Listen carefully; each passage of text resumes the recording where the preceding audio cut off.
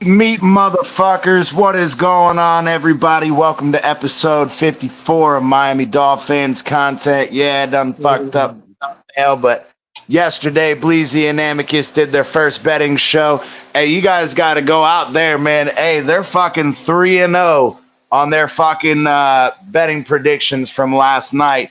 So if y'all are interested in the betting side, y'all better might want to go check that out. We'll be pulling up the banner for that later as well. But for those y'all watching on Twitter or elsewhere, come on over to YouTube, waddle on that like button, subscribe, hit that notification bell. What is going on, boys? Green Rat, Michael K, and MC. What is going on, boys? What's going on? What's going on? What's the deal? What's up? I might fall asleep on y'all, but I'm here for now. Hey, I mean, it wouldn't be the first time a Bills fan fell asleep. So, did you have too many cold ones? No, I just didn't get a nap. Hold on, I didn't get a nap between hunts, and then that Fury Ganal fight was on. Oh yeah.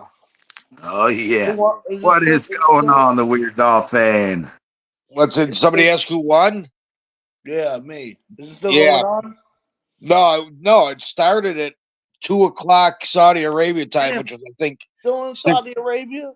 Yeah, it was in Saudi Arabia. So it started here at like 6:00. Damn. I don't think Fury won by a decision, but I don't think Fury won. Did you watch the fight last week? Last Saturday? No. It was a good fight. Between I'm trying to catch my second wind here. No, I didn't see the one last week. Someone else. That was a good fight. But I just got back to the cabin, and my buddy, I got a text from my buddy. I was coming back, so I read it. He goes, "How do you get to the fight?" And I sent him the text real quick, so I put it on a TV, got the generator going, got the TV started. As soon as it came up on a TV, it was the first round. I'm like, you gotta be kidding me. I thought it was at 10:00 tonight. And it turns out it was at 6:00 because it said October 28th at 10:00. You talking about the Ngannou fight? Yeah. Yeah, bro, let me tell you, man. I'm glad you, by the way, what's up, fellas? Thanks for the invite. Yeah, what's up, man? Bro, I watched that whole fight. Ngannou won that fight. I don't know how he won that fight, but he won that fight. He knocked Fury out in the third round. He should have got the split decision. Well, that's the whole thing. Did you see the score of the second judge? 96? Yeah, the 96 to 92 or some shit. It's crazy. Yeah. Yeah, that was impossible that Fury. I thought Fury took 6 of the 10 rounds. Oh, not me. Fury looked flat, man. But see, I think it was a combination of ring. Ngannou. I thought Ngannou took 6 of the 10 rounds. Yeah, definitely. Fury looked flat. He looked like he was at the end of his career, ring rust. But Ngannou, bro, surprised me. And he was trained by Tyson. And this was his first fight, no amateur background. But the guy has a natural talent, being that size. We always knew he had the punching power, the strength from the UFC, right? But we didn't know he could maneuver in the ring like that against a world-class, undefeated world champion like Fury. Highly impressive. I thought he won the fight. Yeah. I have to go and check a fucking replay on it because, man, I thought it was fucking coming on tonight too, and I completely missed it. But, man, you're wrong, Amicus. We knew for a damn fact that he had the ability, the moves, and the quickness. We even saw it in UFC. Now, what I was concerned about, I didn't think he would be able to have the conditioning to last. Well, he almost did. Come to 6 In the 6th round, he was struggling, and he caught a second win around the middle of round 8. But you could tell those quick 3-minute turnaround rounds was catching up to him. But listen, man, the UFC is different. When you're in a fucking cage and somebody can head kick you in the head, take you down, and put you in an armbar and shit, man. The fact that he was able to maneuver and but that's the difference, though, Amicus, is because there is grappling in the UFC, there's not as much energy expenditure because you have the opportunity to rest.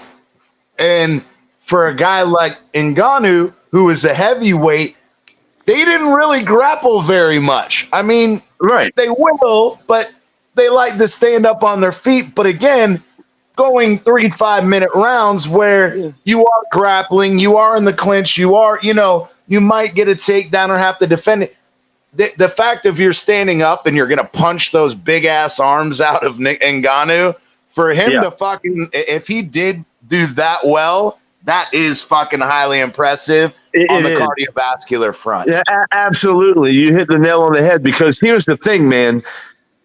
It's a different sport, right? And typically in boxing, in amateur boxing, and then moving into pros, you start out with like 4-rounders, and then you move up to 6 and move up to 8 and then 10 and 12. He jumped right into a 10-round fight, right? Against the best in the fucking world, undefeated world champion, and a guy who is known for the sweet science, being able to just be a ballerina in the ring. And when you watch the fight, when you watch the replay, CT, what shocked me the most is Ngannou's movement and timing with the sweet science. He looked better than Wilder.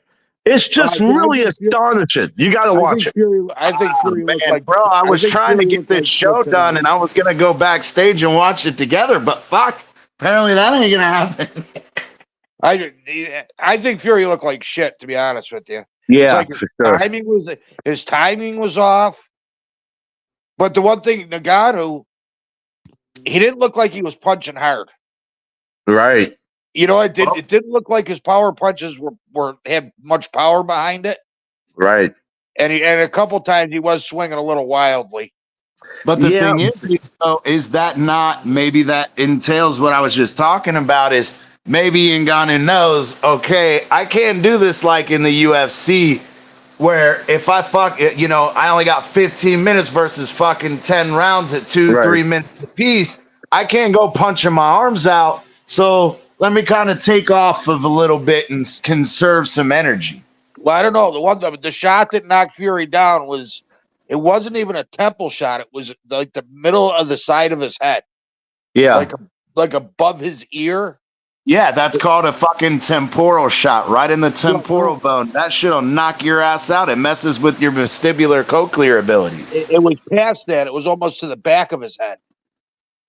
And it knocked him down like a sack of potatoes. There's some YouTube highlights. Now keep in mind they only use 4-ounce gloves in the UFC, but there's some highlights where you can see Ngannou rearing up a left hook, bro, and he fought southpaw in this fight a lot. He mixed it up back and forth, right? But he's thrown left hooks, bro, that have taken people off their fucking feet. You're right. He did not land any clean power shots like we saw in the UFC, and he still put Tyson Fury down. When he talked about it at the end of the fight, he said he was a little nervous going into the unknown waters of the sweet science of boxing. He said he figured out the temperature, and probably he figured it out around round 8. He said he knows the temperature of the water now, and he's ready to jump in and start swimming. Bro, let this guy get another year under his belt.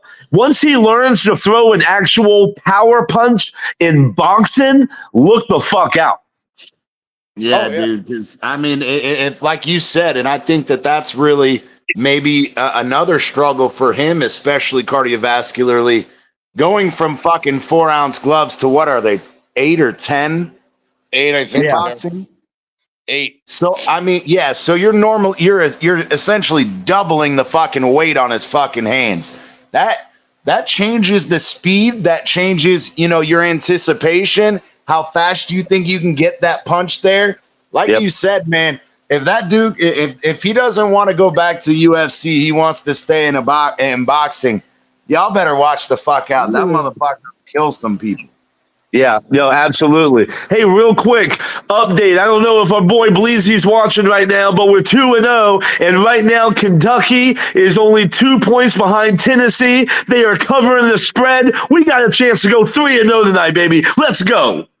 Yes, sir. That's why we got the banner up there. Shout out to them, man. Bleezy, he's with the girl, but he said he's going to be in here in a little while. And yeah, man, it's been a good day for y'all, man. And I checked out the show last night. I hopped in a few times. Awesome fucking show. Again, for the first time, they did it fucking amazing. And I totally we're forgot looking about forward to more of them. Appreciate it, brother. Yeah, get him. But yeah, man. All right, so let's get to fucking football. So, yeah, man, we got some interesting stuff. We're gonna be going over the injury report and stuff. But you know, here on this fucking channel, we always go with the comedy first. And so we got a few clips. Shout out to Tyreek and his podcast that needed to be said. You know, but this is one of my favorite fucking clips from the show, and it cracked me the hell up. He's referring to, you know, Stephen A. Smith and their back and forth little barbs, and this is what he had to say last night on his podcast. Check this out. Got the credentials to talk about the sport that we live every day. You know, like I got to sit in meetings for like literally 60 hours a week. You feel me?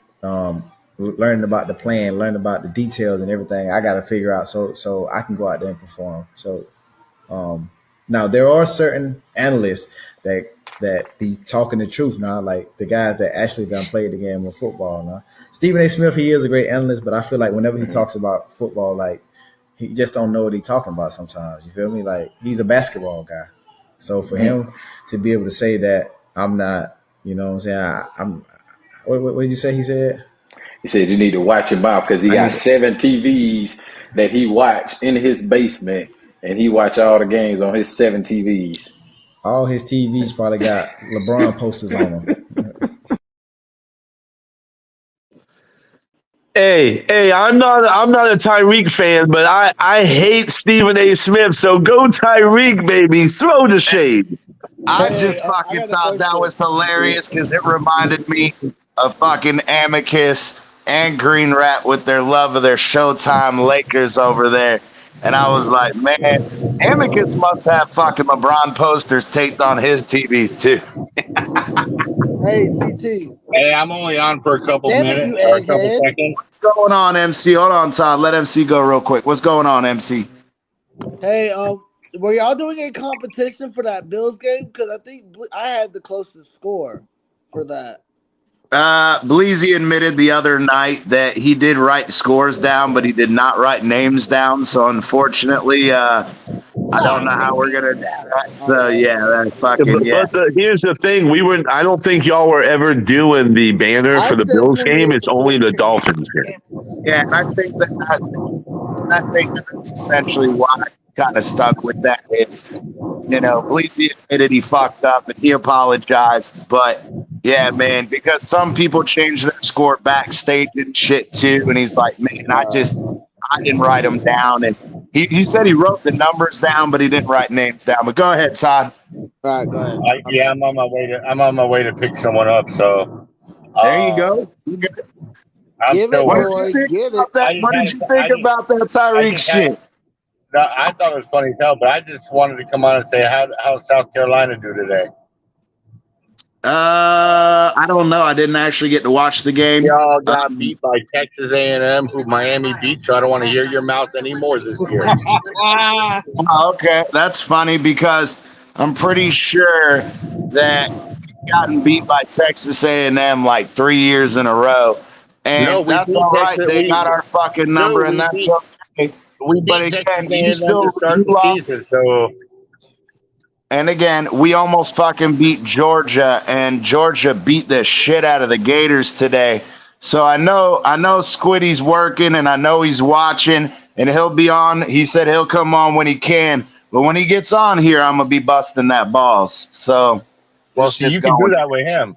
You can do that with him, but see, you lost to the team we beat, so I can do it to you. So Yeah, but I haven't, like I said, I haven't watched. watched South Carolina since the game. I didn't even watch most of the Gators game, but since we lost twice, I was like, fuck it, it's not even worth fucking watching because you're not going to the championship anyway.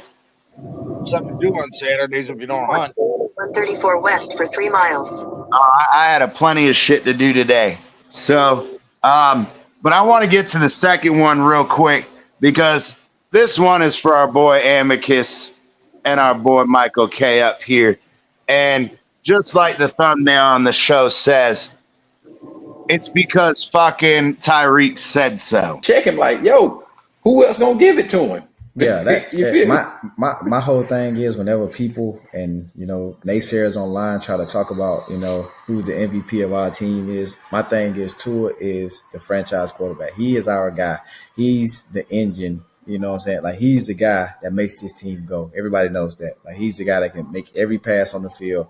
Without him, we wouldn't be where we are. Now, me being me, I'm just the energy, baby. Like, I'm the guy that brings life. Like, I'm the guy that gets guys up. Like, I'm the hype man, basically. You feel me? Right. Like, he the artist and I'm the hype man. I'm just here to support him. Like, you feel me? So without Tua, like, none of this would be possible. I still be, crushing it a little bit, but I probably wouldn't have the same numbers that I would have this season. You know what I'm saying? Without QB1 back there. You feel me? So Tua is definitely, I feel like, the MVP of the league right now. He's leading statistically. Mm-hmm. And get that right. Statistically, and damn near every category. So he said he probably. Hold on, I got to do my due diligence. Hold on. Shout out to Tyreek and it needed to be said podcast, man. I just think, again, all rights to them, but I love those clips. Now y'all can go ahead and we can commentate on what we just watched. So go for it. He said I probably wouldn't have the same stats. That is an arrogant motherfucker right there, boy. But what's he going to say? He can't throw the fucking ball to himself. He's got to give his quarterback compliments. He played with the greatest in the NFL and Patrick Mahomes, and he said Tua's better. That's some smoke and mirror bullshit. Okay, well, just like Stone Cold, Tyreek fucking said so, so shut up. So, anybody else got any comments on that? Because, I mean, look, we already knew that as Dolphins fans, but I think the fucking Stephen A. Smith is even funny. All right, well, apparently nobody else like has hearing any. the truth every once in a while. I know fucking Spider-Man got some. All right, go ahead, Green Rat. Nope, I just said I'd like to hear truth every once in a while. Yes, sir. Because, I mean, hey, like he said in the previous clip, with the Stephen A. thing, when he hates when people in the media who don't know what the fuck they're talking about want to come out and say shit. And I think it's the same thing about fans that, especially of other teams that don't know what the fuck they're talking about. Hey, What's going on, Spider-Man? What's going on? Just slinging on your side of town. What's up, bro? What's going on? I saw this guy named Paul Gottlieb. He said I think it was tweeted out by Dolphins Talk. He stated that Tua's lack of arm strength is not going to get the Dolphins very far. And it doesn't really make him a Super Bowl contender, et cetera, et cetera. When I think the guy completely missed what happened in Philadelphia. I mean, the guy was making, big boy throws outside the numbers, opposite hash, with pressure in his face. He had a deep strike to Tyreek Hill against bracketed coverage, against a cover 3 buzz coverage, bro, and it was perfect outside shoulder, etc. Bro, I mean, he's made plenty of throws where have been in stride, 40, 50 yards downfield. Like, bro, who cares about arm strength when you can hit guys deep in stride and accurately? And not only that, but you can also, for a guy that doesn't have much arm strength, he could definitely make all the throws that you need him to make, especially, bro, you should have seen that. I mean, if you saw that throw to Cedric Wilson, that was 40 yards. he threw an outside. He went. There was another play that in the fourth quarter where he made another outside throw where he was on the run, and it was a beautiful strike. It was back shoulder. That was another big boy throw. The one to Waddle where he had a defender right in his face. That was another big boy throw. Supposedly guys with arm strength don't, with his type of arm strength, don't make those type of throws, and apparently he can. I mean, the guy fucking had a deep 50-yard pass to Tyreek Hill off platform against the Chargers. I'm just like, and anyways, Hey, just to put it real quick. Hey, hold on, real quick. This is Green Rat's response to you, Amicus, about the whole, smoking bullshit. Here it is, right, Chump? Yeah, I'm sure. Yep, right here. Yeah, and real quick, yeah, I saw that. I saw that. That poor guy is probably blind. Yeah. Whoever put that on him and dressed him that morning without him knowing what that fucking shirt said, they should be put in prison. What did you say? I just wanted to land my plane real quick. Just to finish up real quick. I just that some of the best quarterbacks in the NFL that have top arm talent. I mean, as long as you have high football IQ, you can process. You can beat teams from the pocket. You can hit guys with accuracy. You can read coverage, etc., and throw with anticipation accuracy. That's all you need, bro. Yeah, and here's the thing, etc. I agree, Spidey. On that, though, I wanted to. So Omar and Popar had their show yesterday, and Alan Popar was making these things because again. He wants to say, and it was hilarious because he made the same point about quarterbacks that don't have elite arm strength. And so Popar wanted to sit here and say, oh, well, Tua's a point guard. And then he brings up other people, and he even brings up a few names, and it made me fucking laugh my ass off because you contradict your fucking self. When he tried to say, I said, so he goes, making the argument that people like Amicus and other Bills and Michael K about, oh, well, he just throws it to Tyreek, and Tyreek is what makes it go. And it was funny because I even commented in the chat of their show, I said, so Peyton to Reggie Wayne or Montana to Jerry Rice or Kurt Warner to Isaac Bruce. So are they just quote unquote point guards? Drop the mic emoji. So I'm tired of hearing the fucking stupid ass narrative. Just because every quarterback, again, everybody can agree, Kurt Warner didn't have a fucking rocket arm. Neither did fucking Joe Montana. Neither did Peyton Manning after that fucking neck injury. But guess what? They were still fucking, they're known for having one receiver that was their favorite. So if every quarterback who has a favorite wide receiver is just called the point guard, well, then I guess every fucking quarterback in NFL history is a point guard. Sorry. No, just because they don't have, like Peyton Manning didn't have a strong arm, he was incredibly accurate. And he wasn't throwing to a spot, he was leading his receivers. I just said again, so he wasn't throwing to a spot, he was leading his receivers. Throwing to a spot is leading your receiver. No. If you I disagree with that. If his timing is off, he's throwing to a spot, his receiver's nowhere near there. Again, I've watched it multiple times for fucking Peyton and Reggie Wayne, where Reggie Wayne's not even out of his fucking break. When him and Peyton used to do where Reggie Wayne would go on a fucking 5-yard out route. Bullshit. Bro, this is all. It's two separate things. Throwing out 5-yard out route to Reggie Wayne 2 or 3 plays in a row. And he'd set that cornerback up. And then what they would do is they'd fake the out and they'd get a double move. What? Go ahead, let finish. But you sound like you're drowning in water, Michael K. Yeah, you sound like you're drowning. Can I speak after Michael K, please? Go ahead. Go You ahead. speak. No, I'm done. Finished, but he Go kept ahead. fucking interrupting me. Because you don't. Yeah. Okay.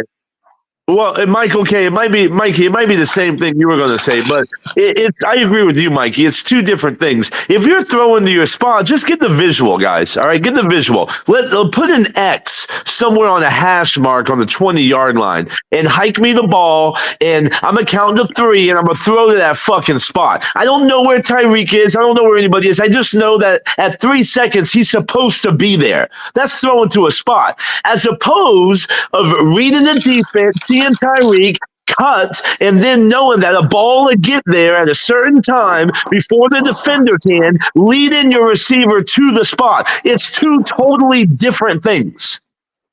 I don't agree with that. I've watched Yeah. it. Well, how can you not agree with it? You can't not agree with it. It's fucking facts. Bro, go in the backyard with your friends. And hold on. Let me finish. Go in the backyard with your Go ahead, bro, because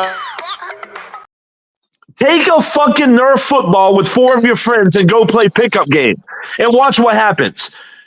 You're and we're not playing a fucking pickup game. Receiver. We You're broke the lead film receiver. down on Monday. We broke They film throw down it to a on spot, the Monday same when fucking thing as leading your Tyreek receiver. makes It's his not. break.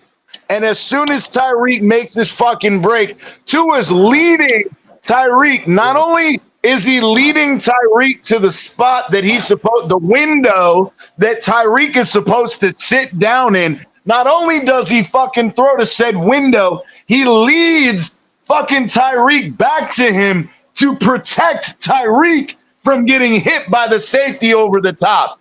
That is fucking. That is not saying that. Hey, I'm not saying that Tua doesn't do that. I'm just saying the two definitions y'all gave of a quarterback throwing the ball is two separate things. Don't confuse the two. I'm saying I think that they're similar. I don't think that they're completely different. You know what? And I'm going to explain it.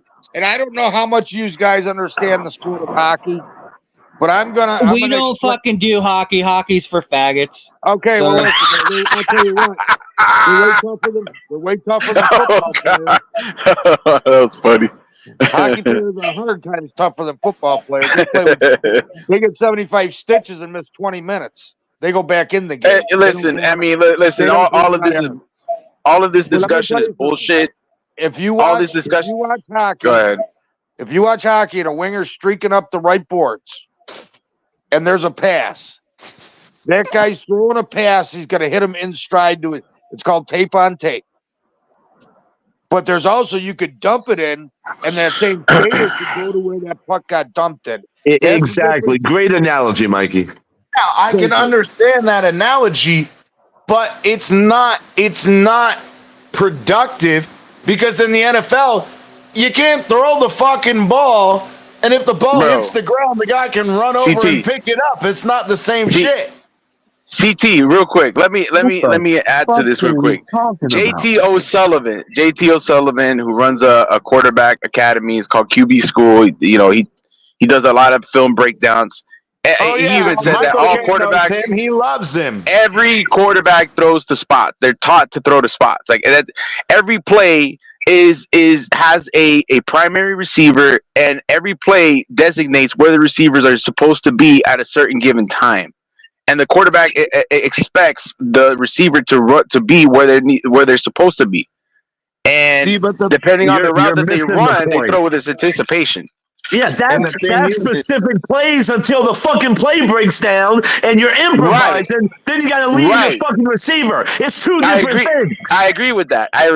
Now that I agree with. Now when the play breaks down, you got to improvise and you got to roll out the pocket. Then yes, those are times that you need to lead your receiver because the play is not going as anticipated. Oh, okay. Right. I got you. Patrick Mahomes did with Tyreek Hill.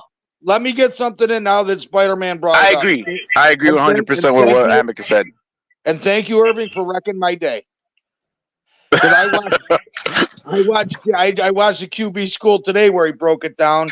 And Gabe Davis's touchdown pass was actually supposed to go to Diggs on the other side of the end zone, but Diggs didn't get off the line fast enough, so Allen had to find a different receiver.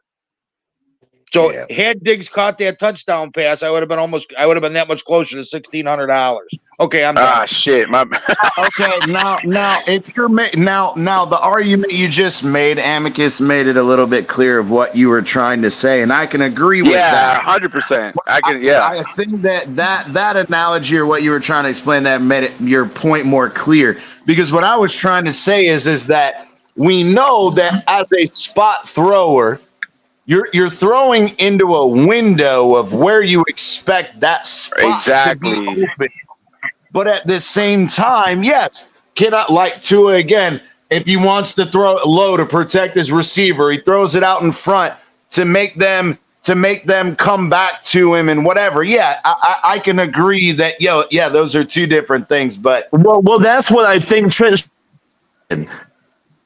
Everybody got mad. You broke up, Throw him, meaning he's gonna hit a spot and throw it whether you're there or not. Because the whole point is he's getting the ball out in 2 seconds on set plays. There's not gonna be him in the improvising. Tua's not gonna escape the pocket and roll out. That's not his game.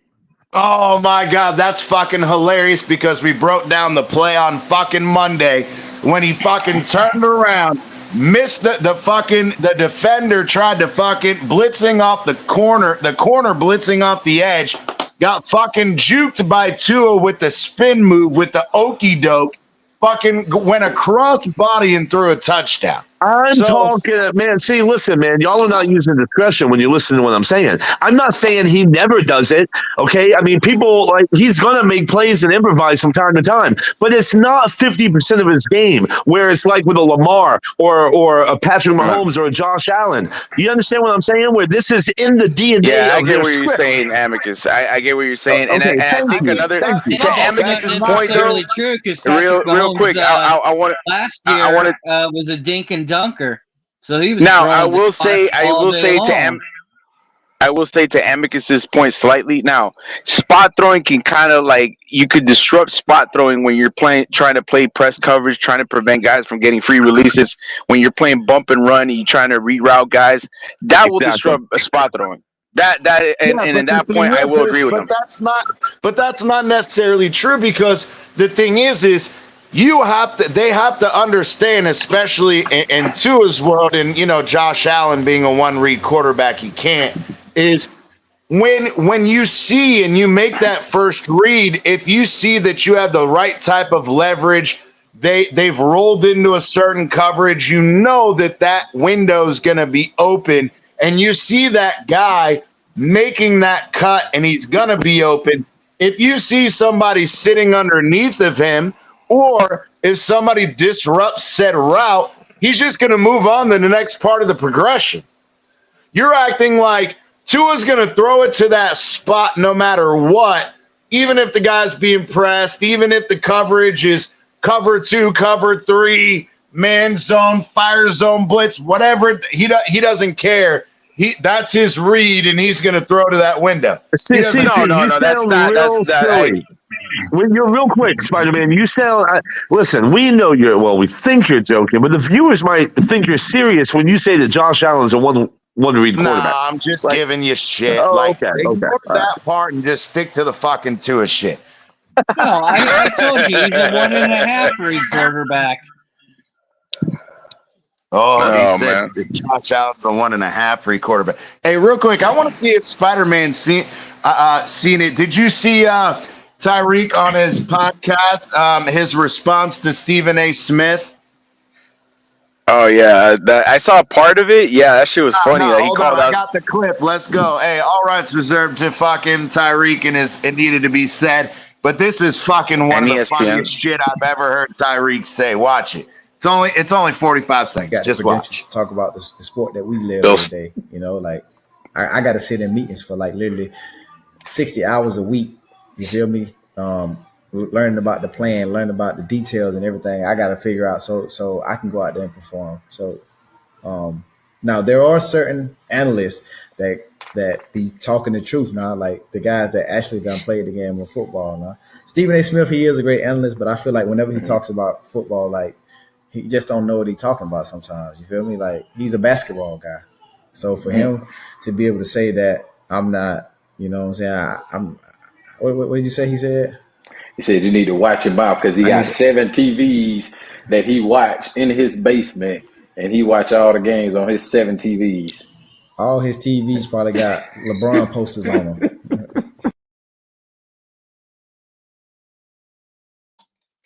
Yeah, that was funny. Oh, let's go, fucking Herbie. He said he got fucking LeBron posters on all 7. No shit. Well, we all know that Jordan's better than LeBron ever was. Oh yeah, absolutely. Absolutely. But Le bitch James. No, it's Legina James. Hey, I'm a Lakers La fan, flop. and I agree with that. You know, I mean, Jordan's number can't one. stand LeBron. Oh hell yeah, all day, every day. Well, look at how many years has LeBron been in the league? 20? 21. 21. And he just took the scoring title over, which Jordan had after, 14 seasons? No. Kareem had it. Or Kareem Now had it. that was impressive. Breaking Kareem's record, that was a record that many thought would never be broke. I don't know when it takes you 21 fucking years, and I mean, imagine, and I hate to say this, but even Jordan, like, don't get me wrong, I love Jordan, but imagine if Jordan, and again, I love fucking Scottie Pippen, and I love fucking Dennis Rodman, but imagine if he didn't have a dude who was fucking snorting fucking cocaine off a hooker's titties before games and didn't disappear to fucking Vegas for 5 or 6 days at a time.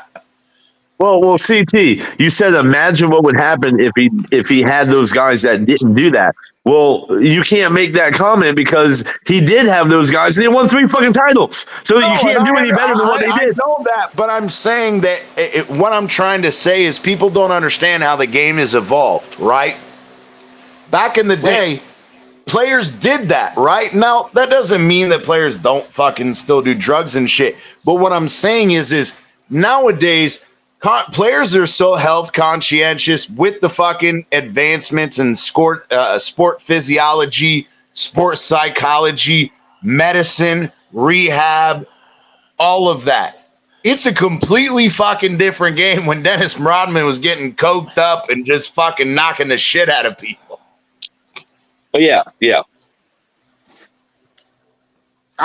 biggest difference is, remember, Kareem did it generally with 2-point shots versus where some of the other guys shot quite a few threes and stuff too. And Kareem finish that point real quick, Amicus. Sorry, is that's what I was trying to say though. Is with Legina James playing in the league now, where that is funny, bro.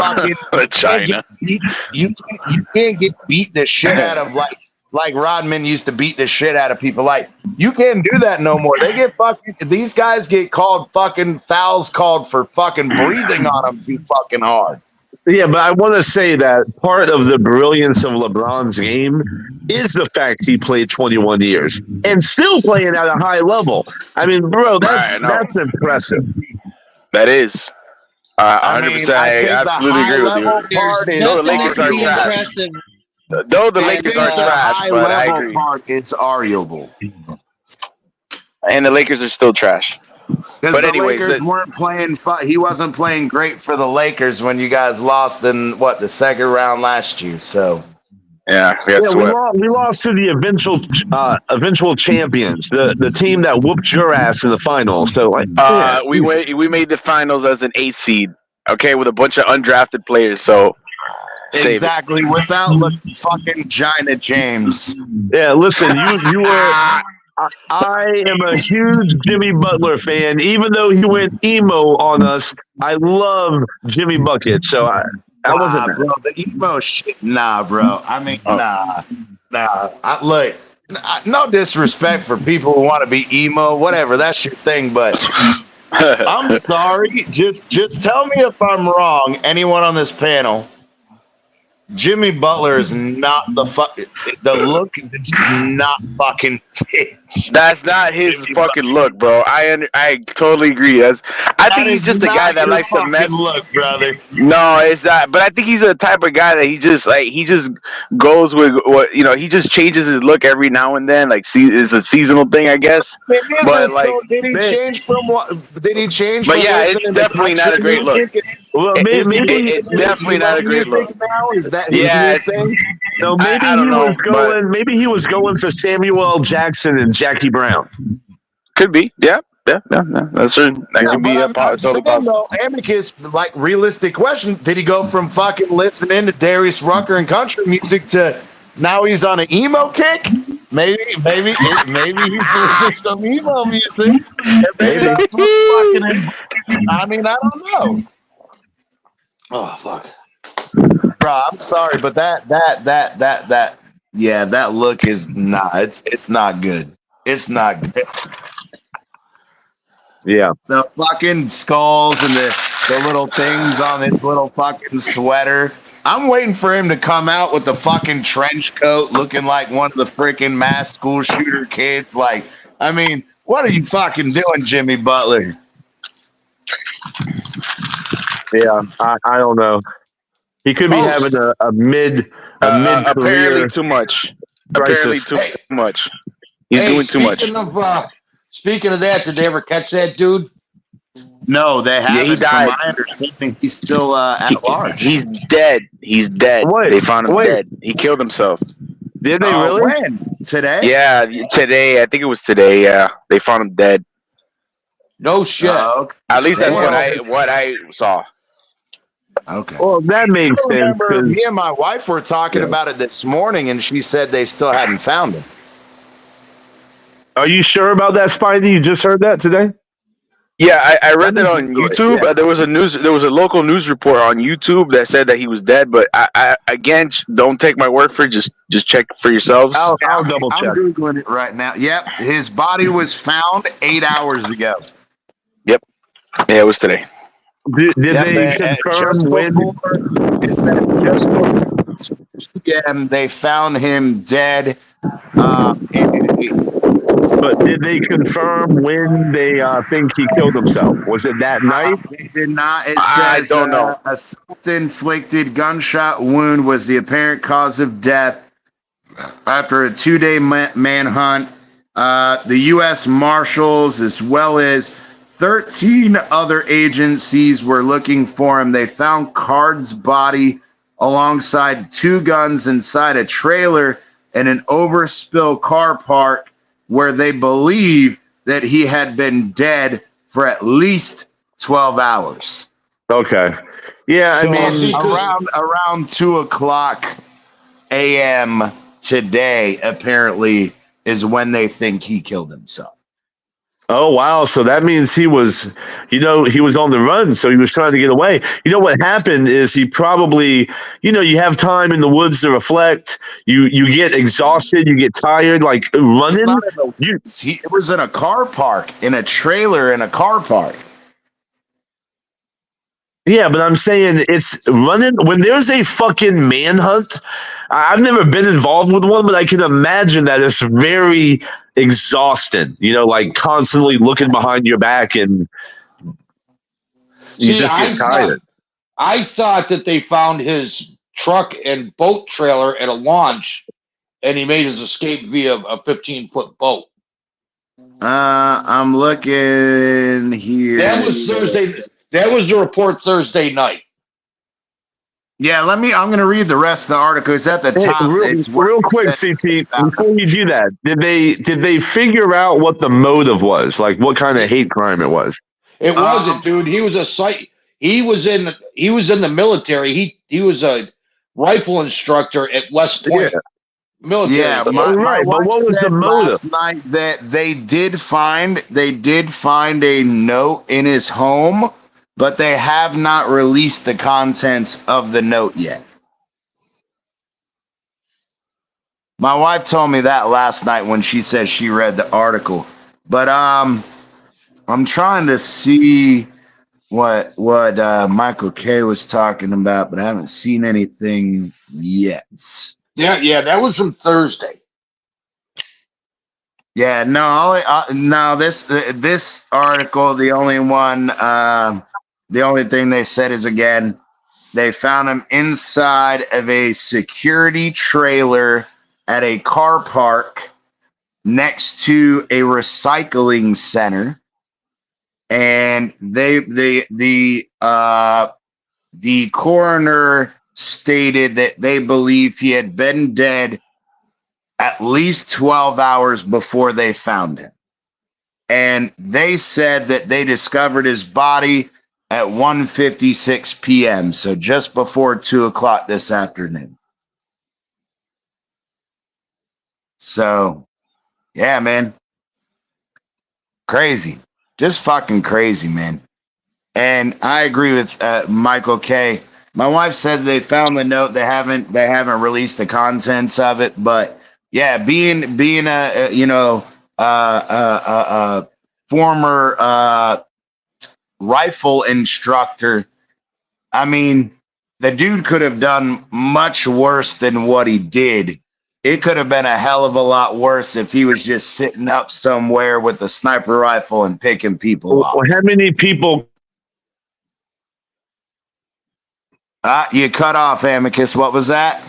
How many people confirmed dead? So 18. As of right now, it's 18 with a suspected 13 more injured. Well, I mean, that's a lot of people, bro. It's a fucking bowling alley, not a music festival, you know? See, okay, this is, and we were talking about this Thursday at the thing. This one's a little different than all the other assholes that go out and do this because, one, it didn't target a race, and two, it's because the dude fought for his country. Something happened, and his country failed him.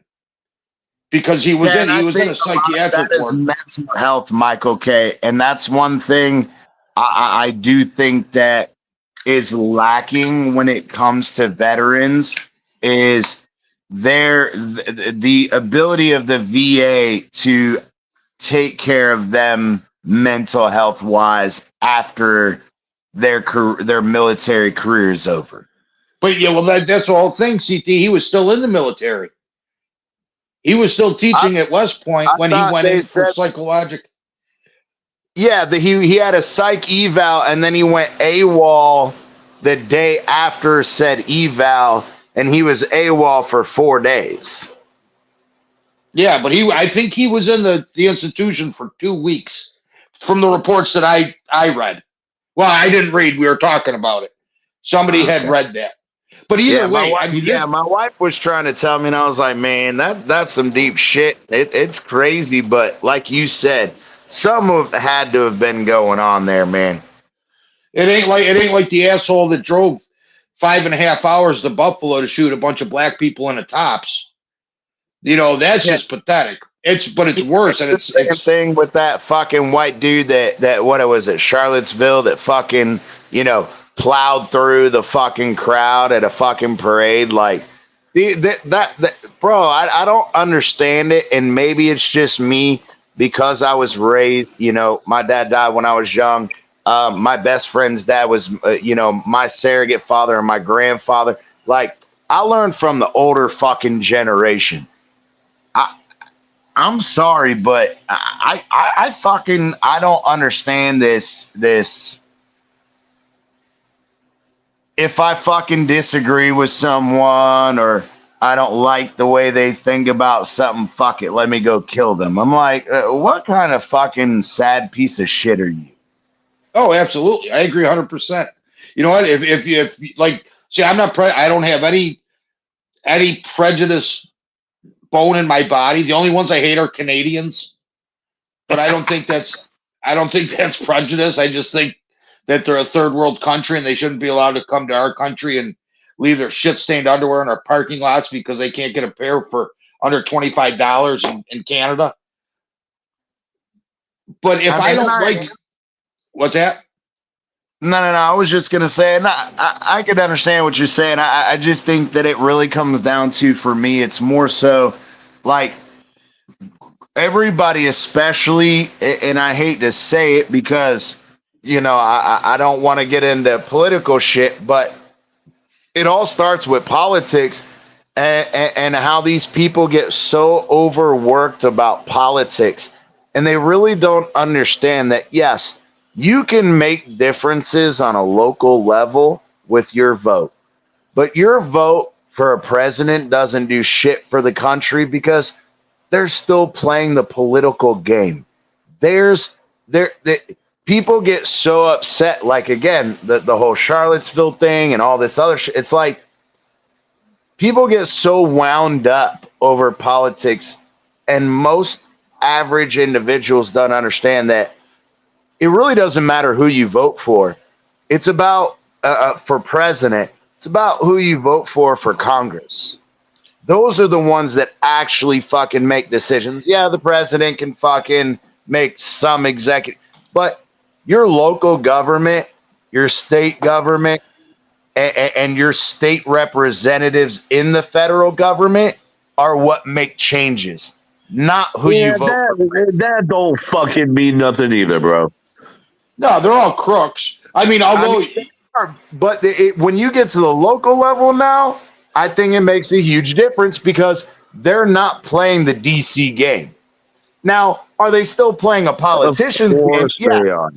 Yes, they are playing a politician's game, but it's not the same thing of, like, I don't know, maybe it's different. Maybe it's different for other people, but here again, you guys know Virginia's been a liberal state for fucking ever. And we finally decided, even in the mass populous areas who largely vote liberal, said, fuck that. Literally, I think it's out of 120 fucking district congressional leaders, only 7 of them were voted in that were liberals. It was a huge swing from nearly 60% liberal to 40% Republican. And then we got a Republican governor. And a lot of shit has changed here in Virginia real fucking quick. Well, it's like the Bills' new stadium. I was totally against it, in all honesty, because they didn't ask. The people that are in the offices that are making these decisions, the county executive and the governor and whoever, they didn't ask. They didn't say we're going to have an election or we're going to have a vote to see how many Erie County residents want a new stadium. To me, there's nothing wrong with Rich Stadium. Why isn't, if there's something wrong with Rich Stadium, why isn't there something wrong with Arrowhead? Because they were built the same time. Hey, bro, there is a problem with Arrowhead. Y'all don't remember that fucking pipe was shit? No, that was in Washington. That was the Redskins that have the pipes bursting. Oh, that was Washington? Oh, okay. Yeah, that's the Washington I was Stadium. like, bro, these motherfuckers got covered with shit water. Like, straight up shit water. Yeah, that was Washington. You don't think that's a fucking problem? Like, you don't think that's a fucking problem? Like, who's the architect that said, hey, let's put some fucking fucking plumbing pipes above fans' heads? Not that anything will ever go wrong with it, but if it does, fuck it. We don't give a shit. They'll just be covered with it. Yeah, I mean that's a problem, man. But it was Amicus. You got an update on the Kentucky game? Unfortunately, yeah. Tennessee's marching. About 3 minutes left. Tennessee's up by 6. And Kentucky needs a stop right now to get this ball back and cover the spread. That's right. You guys are still 2-0, right? We're still 2-0, but this would make us 3-0. But it's not looking good right now. But there's still time. Is it a parlay or no? Is it a parlay? No. It's just plus 3.5. Kentucky at home. I took the points, and we were doing good for a minute, but listen, 2-1 is still a real nice start. Wait a minute. So what's the score of the game?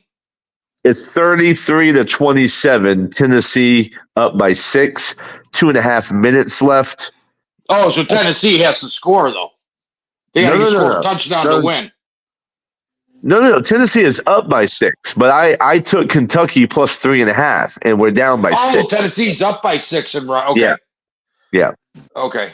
Well, is Tennessee driving or what? They're driving. I don't even care if they kick a field goal right here, because we can march down and score a touchdown. Kentucky's going to lose the game, but at least we recover. So I just need no, field goal wouldn't cover. They'd be down by 13. No, they'd still be down by 6. No. 9, and then the touchdown would make them down by 2, which would cover the spread. Right. Yep. Wait, Tennessee's up by 6. Yes.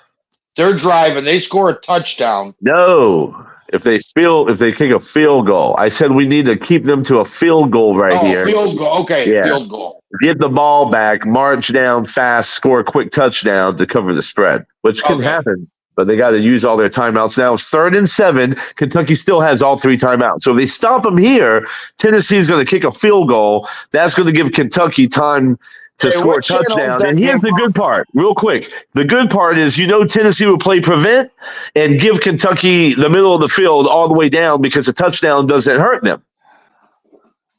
Yeah, so agreed. That's what I was saying. What channel is that on? I'm pulling it up on the big screen. Oh, yeah.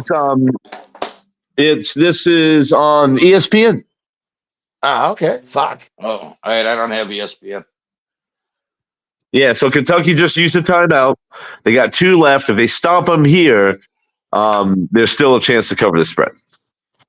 There you go. Hell yeah. Let's go, baby. Yes, sir. I wanted to get to, while they're doing that as well, I wanted to get to the breakdown, the injury report of the Dolphins, Patriots. We could talk about those real quick. And where is it? God damn, y'all had a bunch of shit from last night. Holy shit. There are a lot of pictures up there. But my bad, I finally found it. Yeah, we had to load up all the spreads, man. It was quite a bit. No, I know. That's what I was saying. I downloaded the injury report thing, and I was trying to find it. And I'm like, God damn, how many got to scroll through? So, so for the Dolphins, man, Javon Holland is out with the concussion. He was actually cleared today. So he has cleared concussion protocol, which is what I told you guys on Thursday would happen. He was cleared, but they did rule him out anyway, which I told you would most likely happen the way that McDaniel likes to handle his injuries. Jalen Ramsey is going to play. Howard's going to play. Mostert's going to play. And Connor Williams is going to play, which is exactly what I told everybody at the beginning of the week. Stop fucking freaking out. And Alec Ingold's going to play. I do believe Needham's going to play. Cam Smith, well, he's going to be active, I think, but he's still not going to play anyway because Ramsey's coming back, and that puts him further down on the depth chart. They say that Isaiah Wynn is questionable to play, which I don't know how that fucking works. But I thought they put him on the IR. That's what I'm saying. I'm seeing he's him automatically out for 4 years. If they put him on the IR, he's automatically out for 4 games. That's what I'm saying. So apparently, Sun Sentinel, you putting them on the questionable list is fucking terrible for your brand. It makes you look retarded because yes, they also have Devon A-Chain, Isaiah Wynn, Craycraft, Chris Brooks, and Ken Crossman and Zeke Vanderberg all listed as questionable when they're all on IR. So the Sun Sentinel, you suck. So I won't be using you anymore. So there you go. Now I got to go find something, another fucking source because apparently they don't know what the fuck they're talking about. So, but go ahead, Green Red. Have you heard anything? I know you said backstage you heard a little bit about the injuries. What do you think's going on, man? I don't know. About fell asleep listening to that talk about whatever the hell you guys were talking about. Which one? As far most of it. As far as injuries, I think pretty much everyone that's possibly available is available, except for Holland and stuff. So, well, the thing is, here we go. Connor might play. He might not. I think if we start playing bad, Connor will be brought in. And as far as the rest of them, I think are pretty much, they said they're a go and stuff. I'm still not 100% sure on Ramsey yet. I know they keep saying he's going to play, but I don't know.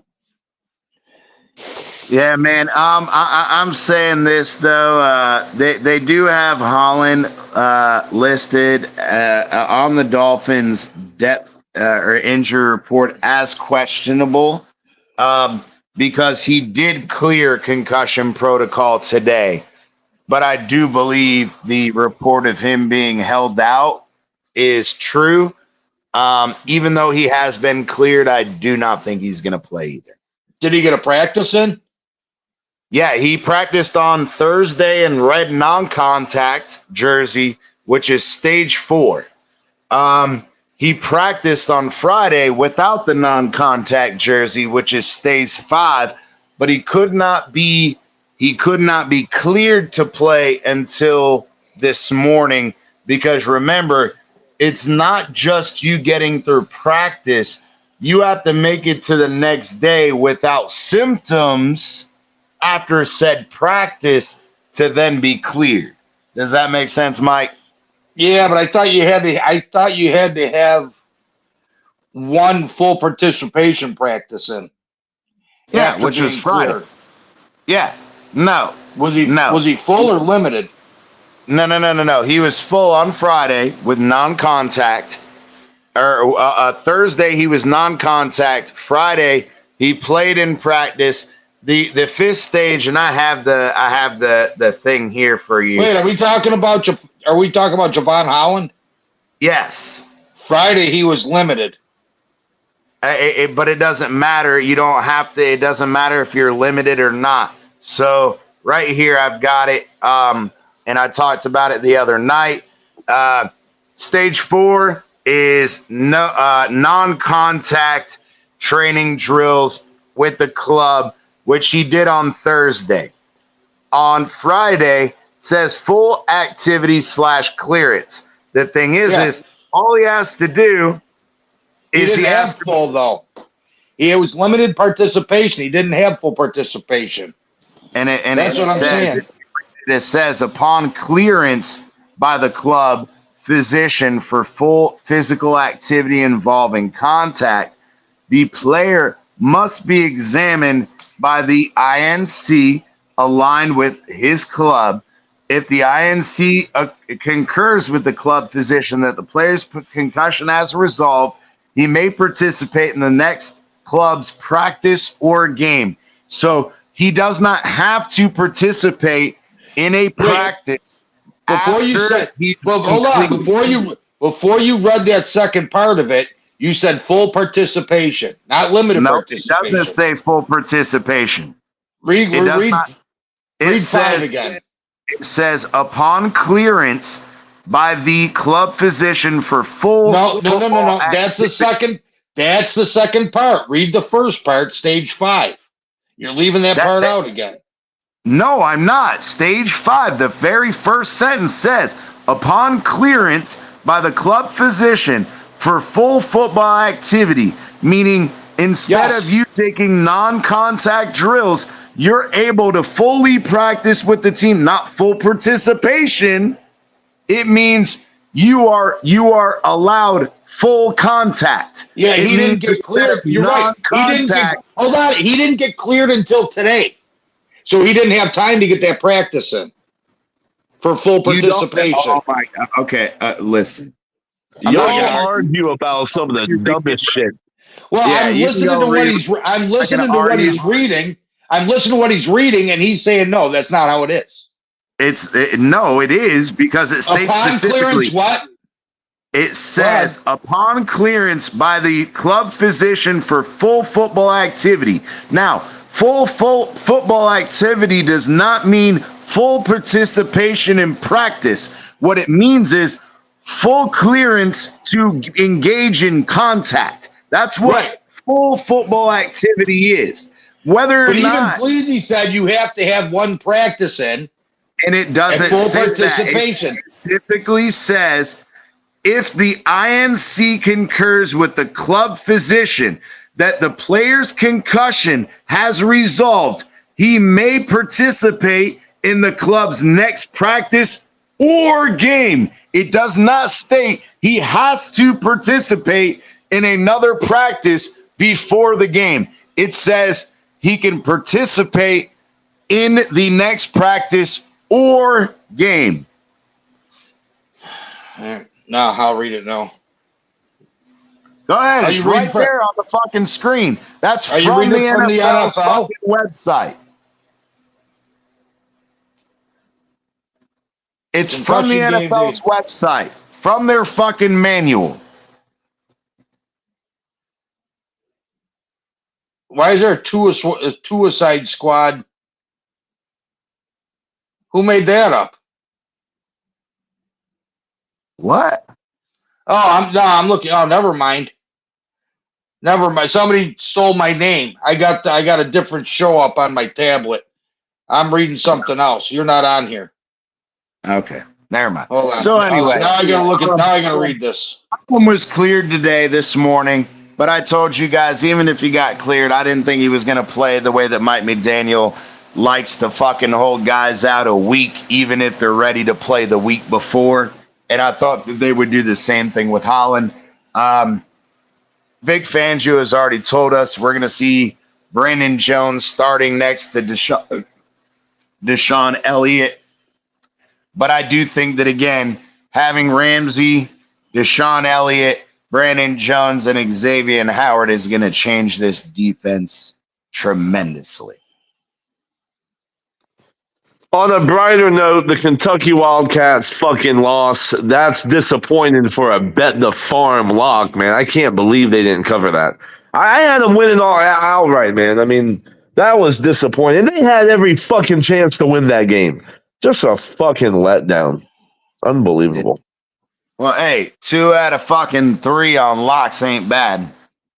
Yeah. 2 for 1. Good deal. Bleezy won 1, I won 1, and then we lost that one. So it's all good. Yeah, you still make some fucking money. Absolutely. 2 for 3 is a winning session, my friend. Yes, sir. And shit, that's only on the first 3. That's right. Wait a minute. Hold on. Was Holland cleared by the team, the club physician, or the independent neurological consultant? So, from the report, he has been cleared by both.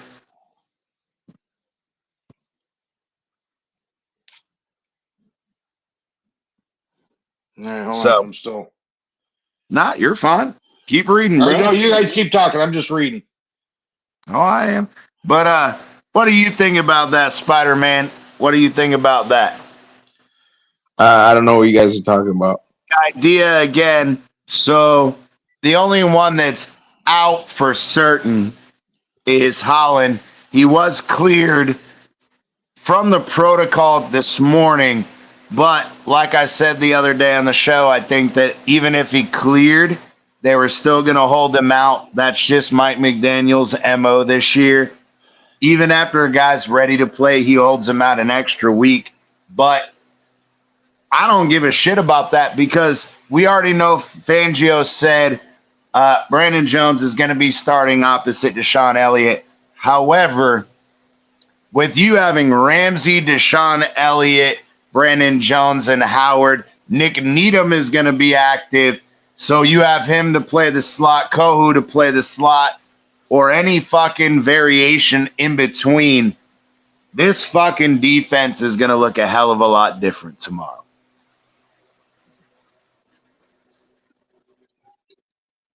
Yeah, I mean, I think, bro. I mean, bro. If there couldn't be any better time for for the cavalry to arrive right now. I mean, this is the perfect time, especially that we got 2 games, heading into the bye that we left before we go into a bye weekend. And it's like, given that this is the trade deadline, right? And it feels like you're trading for top level talent in Jalen Ramsey, but he's coming back from injury, And now you're getting both of your guys not 100% healthy, but you're getting 2's, very, top 20 corners in the league, playing the X, the both corner boundary spots. X is fucking 100% healthy, and he said it. He said last week he was not fully healthy, but he was willing to play. But he told Omar, and Omar said he is 100%, no pain, no issues. He's ready to fucking go. So, and that's awesome. And that's a great thing to hear. Y'all know on the game day spreads, I did take the Patriots plus 9.5. Of course. Hey, that's fine. That's fine. You can lose that money because if you took that, and I don't remember. God, I rewatched the show. I don't remember that. But I teased the Patriots minus 14. That's fucking hilarious. Y'all can enjoy it. Well, hey, Michael K will fucking win a fucking bet. Minus 14. Oh no, you're talking about they're gonna win by 14. Yeah, minus 14. Yeah, bro, what is that? Plus 18,000? I don't know what it is. I was fucking around. I didn't pick anything yet. I'm just saying, bro. I mean, look. Connor Williams is questionable. And I think that other people have made a good point, especially Green Rat. Maybe he doesn't start, but if Eichenberg is playing like shit, I think he'll get in. But we also have Isaiah Wynn. Sorry, Robert Jones is prepared to step in at left guard over Lester Cotton. And we know how great Robert Jones was for us last year.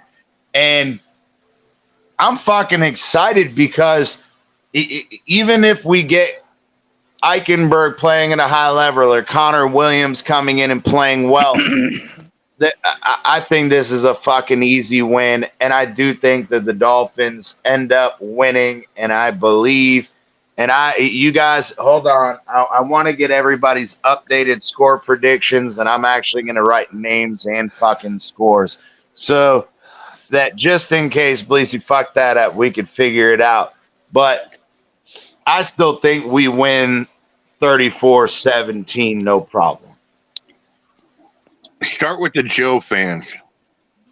Yes, sir. Todd's back. Yes, sir.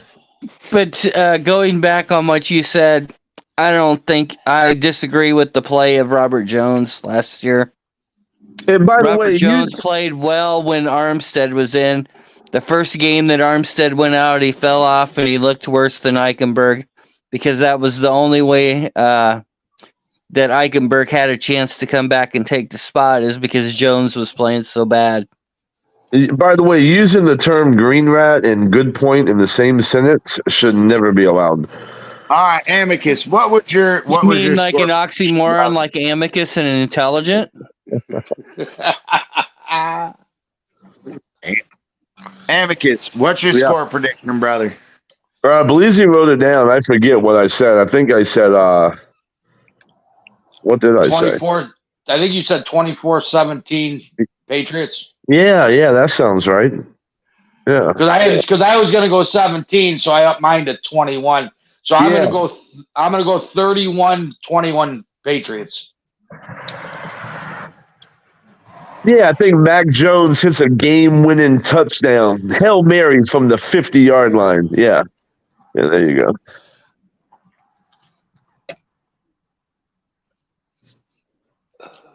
Not if you're allowed to tackle the receivers. Like Buffalo did. What are you talking about? You didn't see the Hail Mary thrown the other day? Yeah, I seen one of the Buccaneers throw. I seen one of the Buccaneers throw Poyer to the ground. Well, I saw two Bills. Grabbing one receiver. He was like a damn sandwich. They were like hugging each other with him in the middle. I don't know. The last time I checked, Todd, that's more of like a block out. You know, like you block the player from Not getting when to you're the hugging spot. your teammate with the player in the middle. You know what I mean? Man, you might want to rewatch that whole play. If Godwin would have turned around. Amicus, I think I'd just drop it because it did get bagged after rewatching it a little bit. Even if you rewatch it, if they're blocking him out and they're impeding his ability to run his route, it's called pass interference. So sorry. The league office didn't come and say nothing like that. I mean, Todd, what's your score prediction again? I think that Bleezy did write everybody's down, and I know he did to the extent, but in case anybody wanted to change their picks, that's kind of what I'm doing. I'll go with mine 31-21 Pats. Go ahead, Todd. 30-10. 30%. All right, green or not?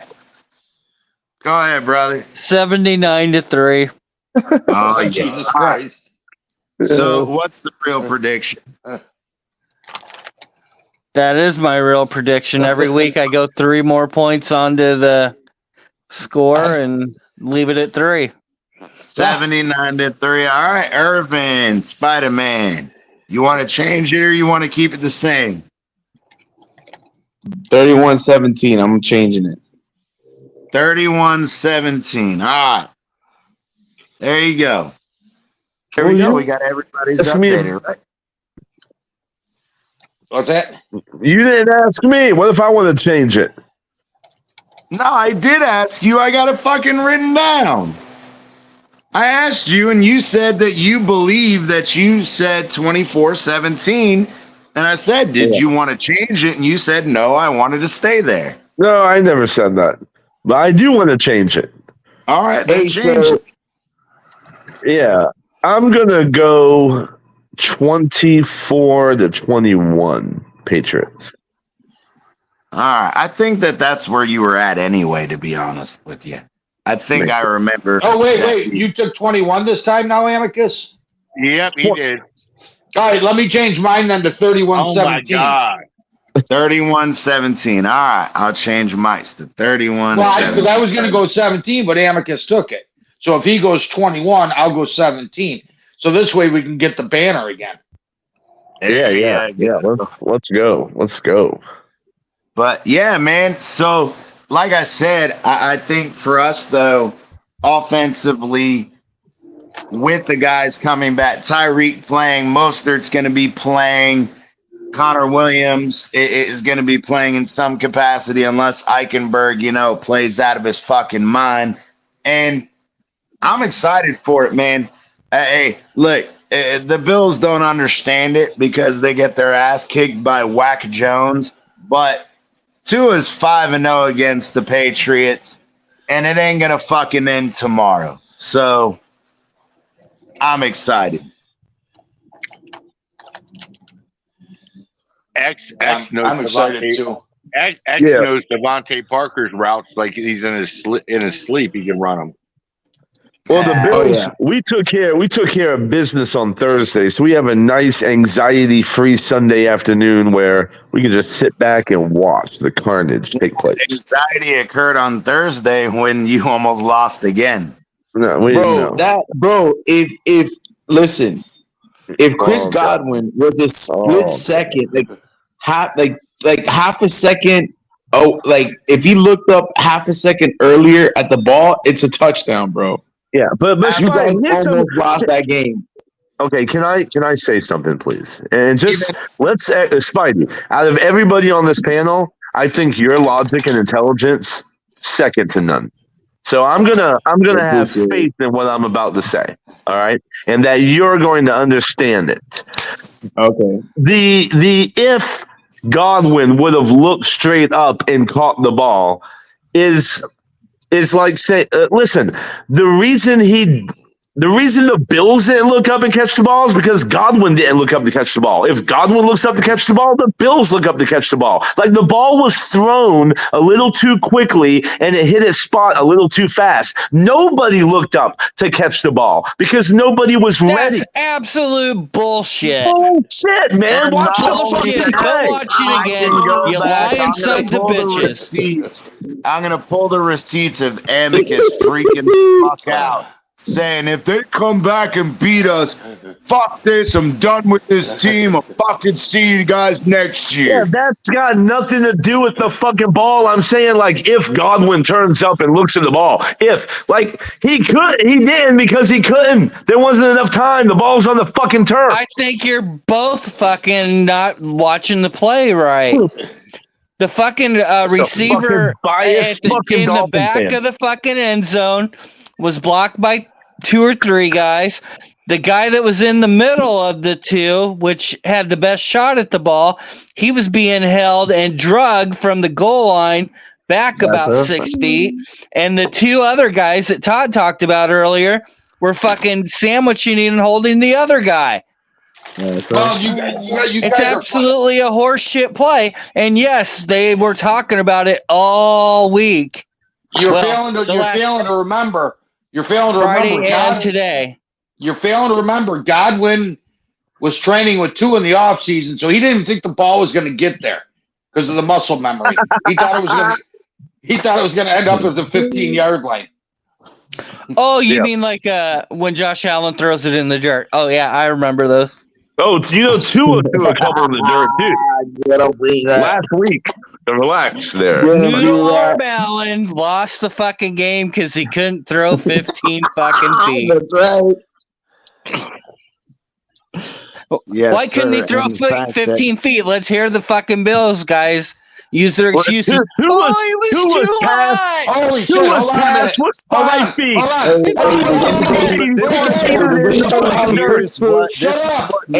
Breaking news. Hold on. Breaking this news. is what narcissists Breaking do. They go, news. hey, we're Matthew talking Perry's- about how Josh Allen couldn't throw 50 feet. Let's talk about how Tua can't throw 15 feet, so I don't have to answer the question of why fucking Josh Allen can't throw 15 feet. Can we hear the breaking news? Matthew Perry from Friends is dead. Yeah, I saw that. He drowned. Is that what it was? Yeah, he fucking drowned. That's insane. That's insane, bro. They found him dead in his pool, I guess, from this morning. Oh shit! You know there's fucking drug or alcohol involved in that. Yeah, you know that. Wow. I'll be back. Wow. I'm still here. I'm just. Hey, I was just gonna say he was the Matthew Perry Bone Stroker Club, and Michael K is having a moment right now, you guys. Yeah. Hey, Matthew Perry was a good actor, and 54 is young as fuck. Hell but yeah! They didn't say how he drowned. Bro, No. like. Hey, That's I was gonna drug or say alcohol related for ACT. sure. ACT. I was gonna say before. They won't have a talk screen for at least a week or 2. Yeah, it's gonna take a week or so. Yeah. Well, listen, I tell my kids all the time, like being around water alone is always dangerous. It just is. Because if you fall and hit your head, there's nobody to pull you out. You're going to drown. Yeah, you got that. You got cramps that can take your ass out. Yeah, you can have a seizure. All right, my live your mother- life as a fucking Cramp. chicken shit.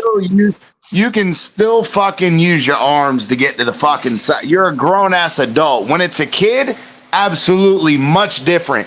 But when you're a grown ass adult, fuck, even if your leg is cramping, you got another one. If both your legs are cramping, you still have arms to be able to fucking get to the fucking side of the pool. Well, listen, my mother's an epileptic, right? She was 40 years old when she had her first seizure. So you never know when that shit's going to just pop up out of nowhere. But that's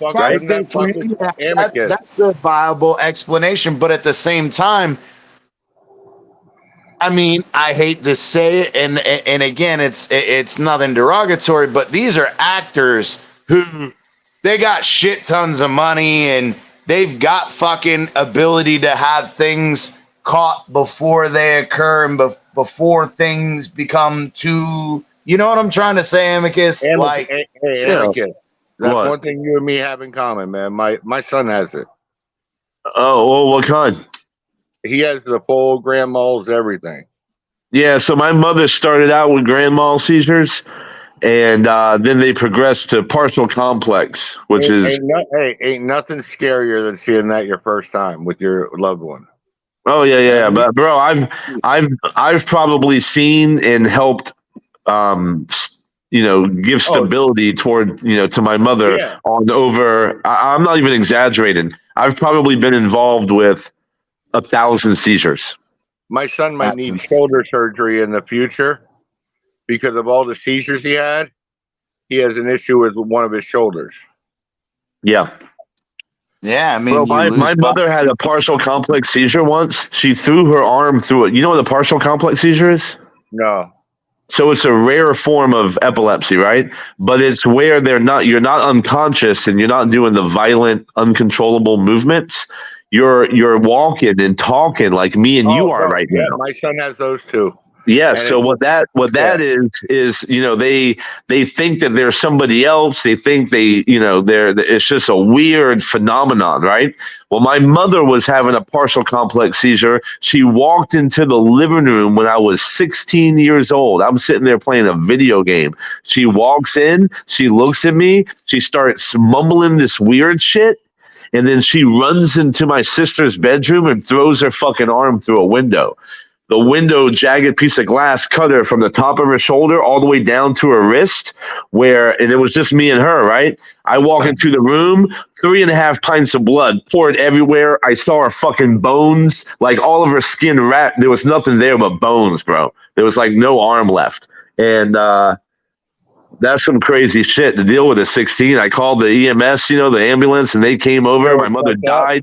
She died in my arms. Hold on real quick. She died in my arms, and they had to perform 7.5 hours of microscopic surgery to save her life.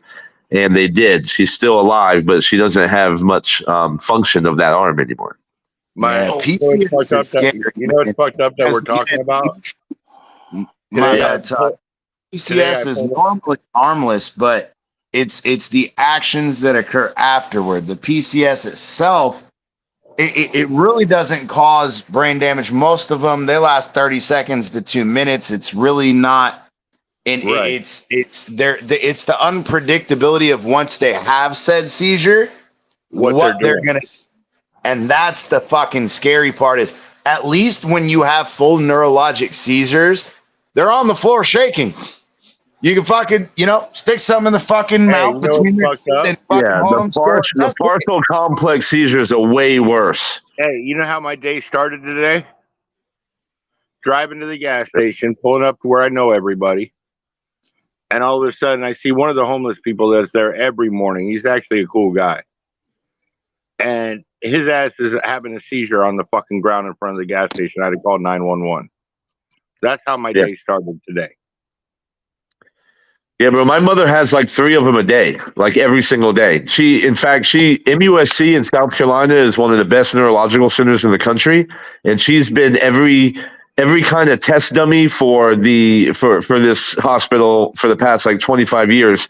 They cannot figure it out. They don't know what it is. It's like a freakish phenomenon to them. They just throw the white flag up and say, "We have no fucking clue. We don't know why anything is happening in your brain." Amicus, all shit aside, on the medicals, your mom, man.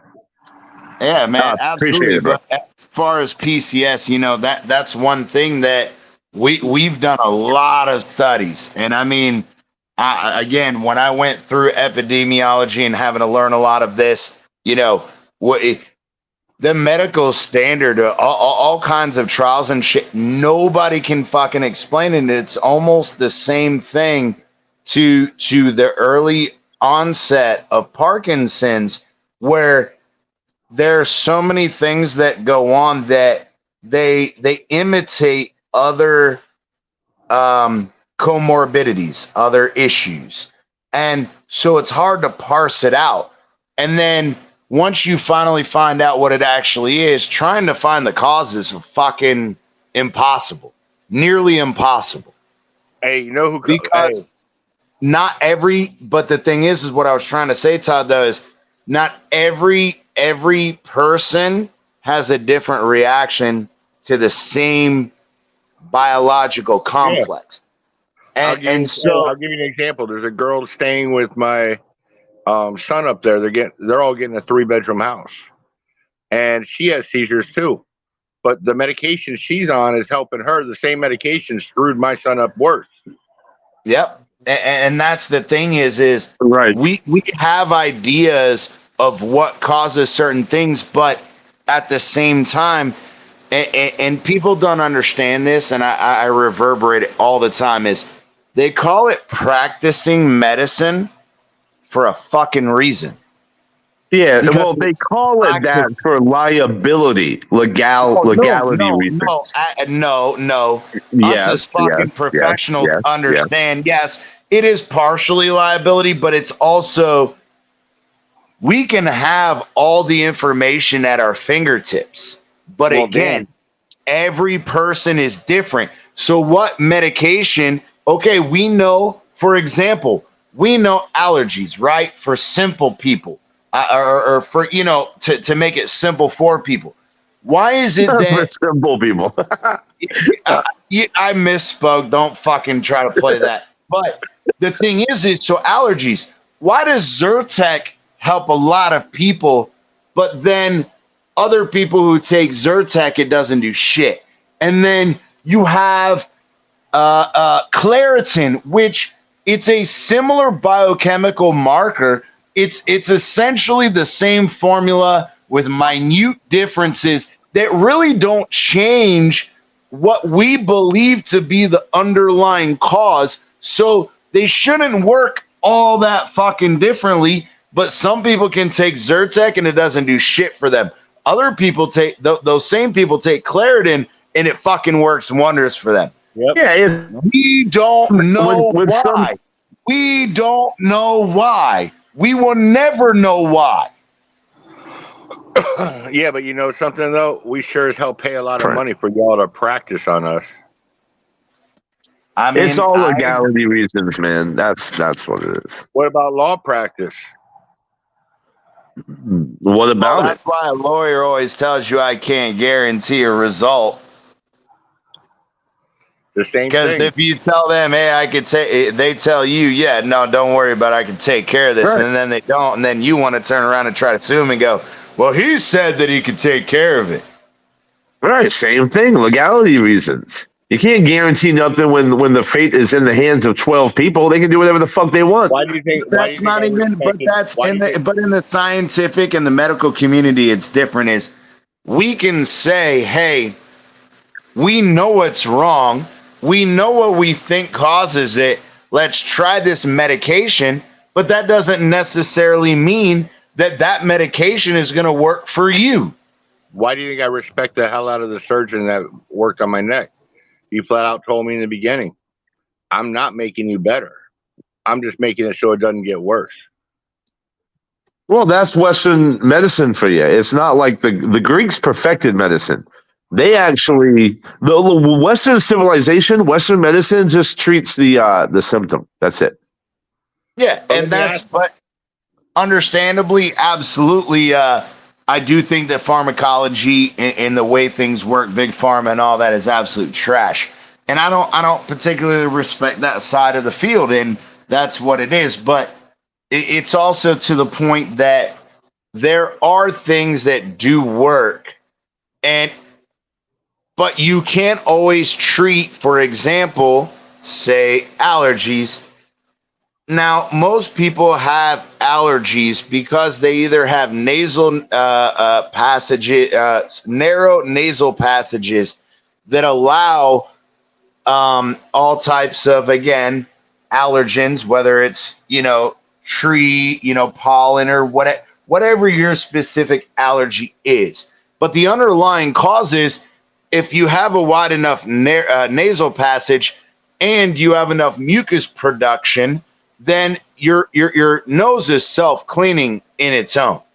But the thing is there's an underlying cause for it, but in reality, you can't go in and surgically cut out a wider nasal passage. It doesn't work that way.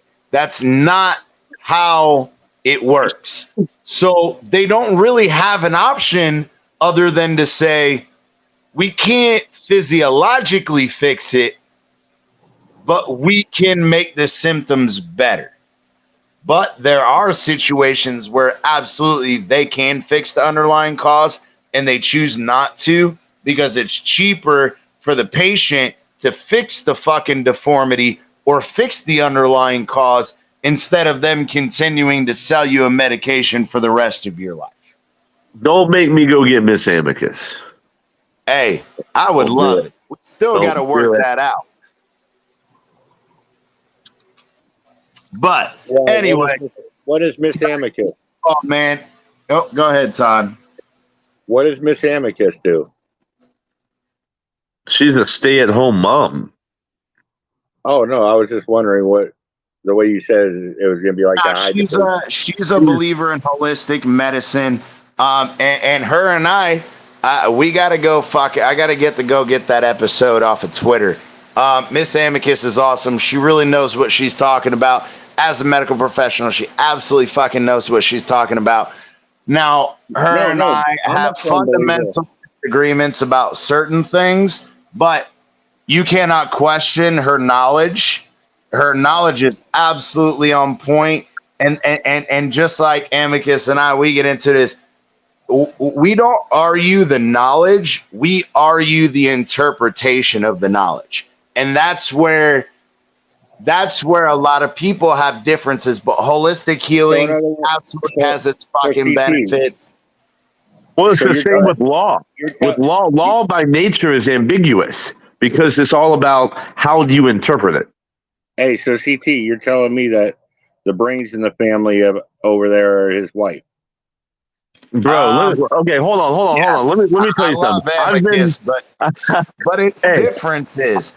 Amicus has the fucking skills. He has the people skills. He's an alpha male. He's a great fucking salesman. He understands, but she's in a different category, just like me and my wife. My wife, she works for a fucking HOA management or an attorney's office. Right now, CT, you're screwing up. You're screwing up. I was just trolling him, and you're screwing me up. Ask me law shit like you ask her. She can fucking tell you shit that I'm like, say what? Well, hold on. Let me defend myself since myself is present at the moment.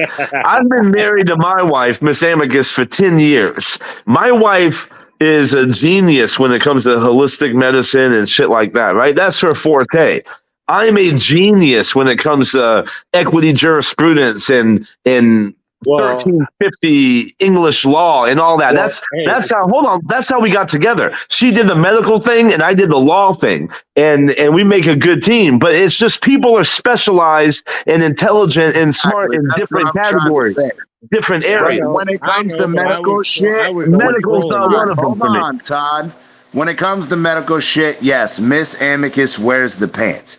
When it comes to everything else, yes, Amicus wears the pants. Exactly. Okay, well, here, Mr. Amicus, ask your wife what Hold on, let me go get her. Hold on. Hold the question. No, it's something she can look up later and you can tell me. No, she'll give me the answer right now. She'll give me the answer now.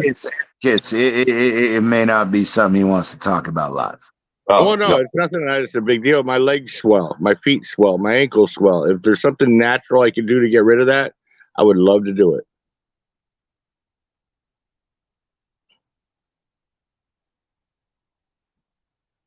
Yeah, man. But anyway, Right, hold on. Ask the question again, Todd. Is it demon? Anything natural that can help my legs stop swelling and my feet swelling. They're holding fluid, and it's just ever since my spinal surgery.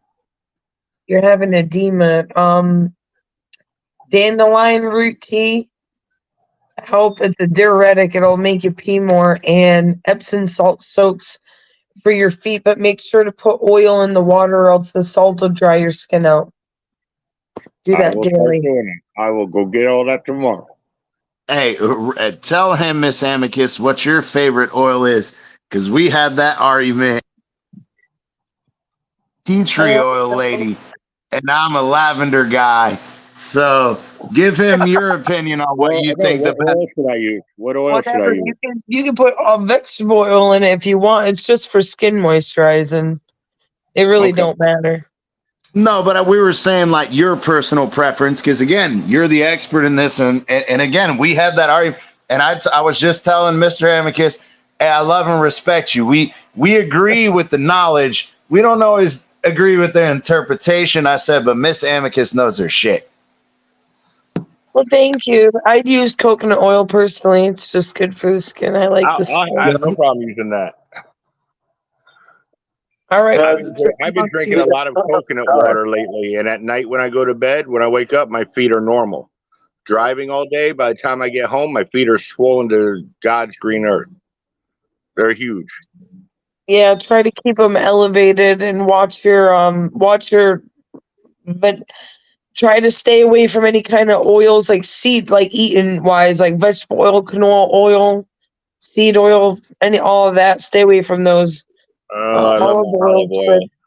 Yeah, what Todd? She knows what she's saying. Oil fucking creates water retention. So It's highly inflammatory. It'll actually kill you. It's what makes everybody fat. It's not even sugar and carbs. It's vegetable oil more than anything.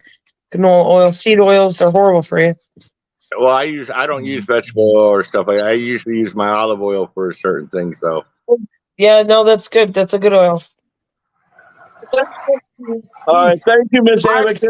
Flaxseed oil is good too, but I don't like it because it's a little flaxseed oil is a little bit bitter, and I don't like the bitter taste. No, flaxseed, yeah. It's bitter. great for you. It is a little bit. I agree. Yeah. Absolutely. Man, I can't wait for the stomach too. Certain things like if you're doing like carne asada, that you're putting lime in anyway, it does. You get what I'm saying? Like then the flaxseed oil doesn't off balance it because you're still getting that citrus and it overpowers it. You know. Hey Todd. When you said you had the question, see how with full confidence I just marched the phone right to her and said, "Hey, listen to the question." Yeah, because I already knew she don't need to look up shit. You know? Oh, man, she's like a walking Google. Exactly. I told you guys, bro. Miss Amicus, we did it live on a stream, and we got to bring it back up. Hey. I know it's on fucking Twitter. They deleted our old fucking thing. Miss Amicus knows her shit. Miss Amicus is no fucking joke. Hey, I heard it. I was listening. Keep it going. Say it again, Todd. I said, Amicus, you're a lucky man. Keep it going. That's a good woman to have.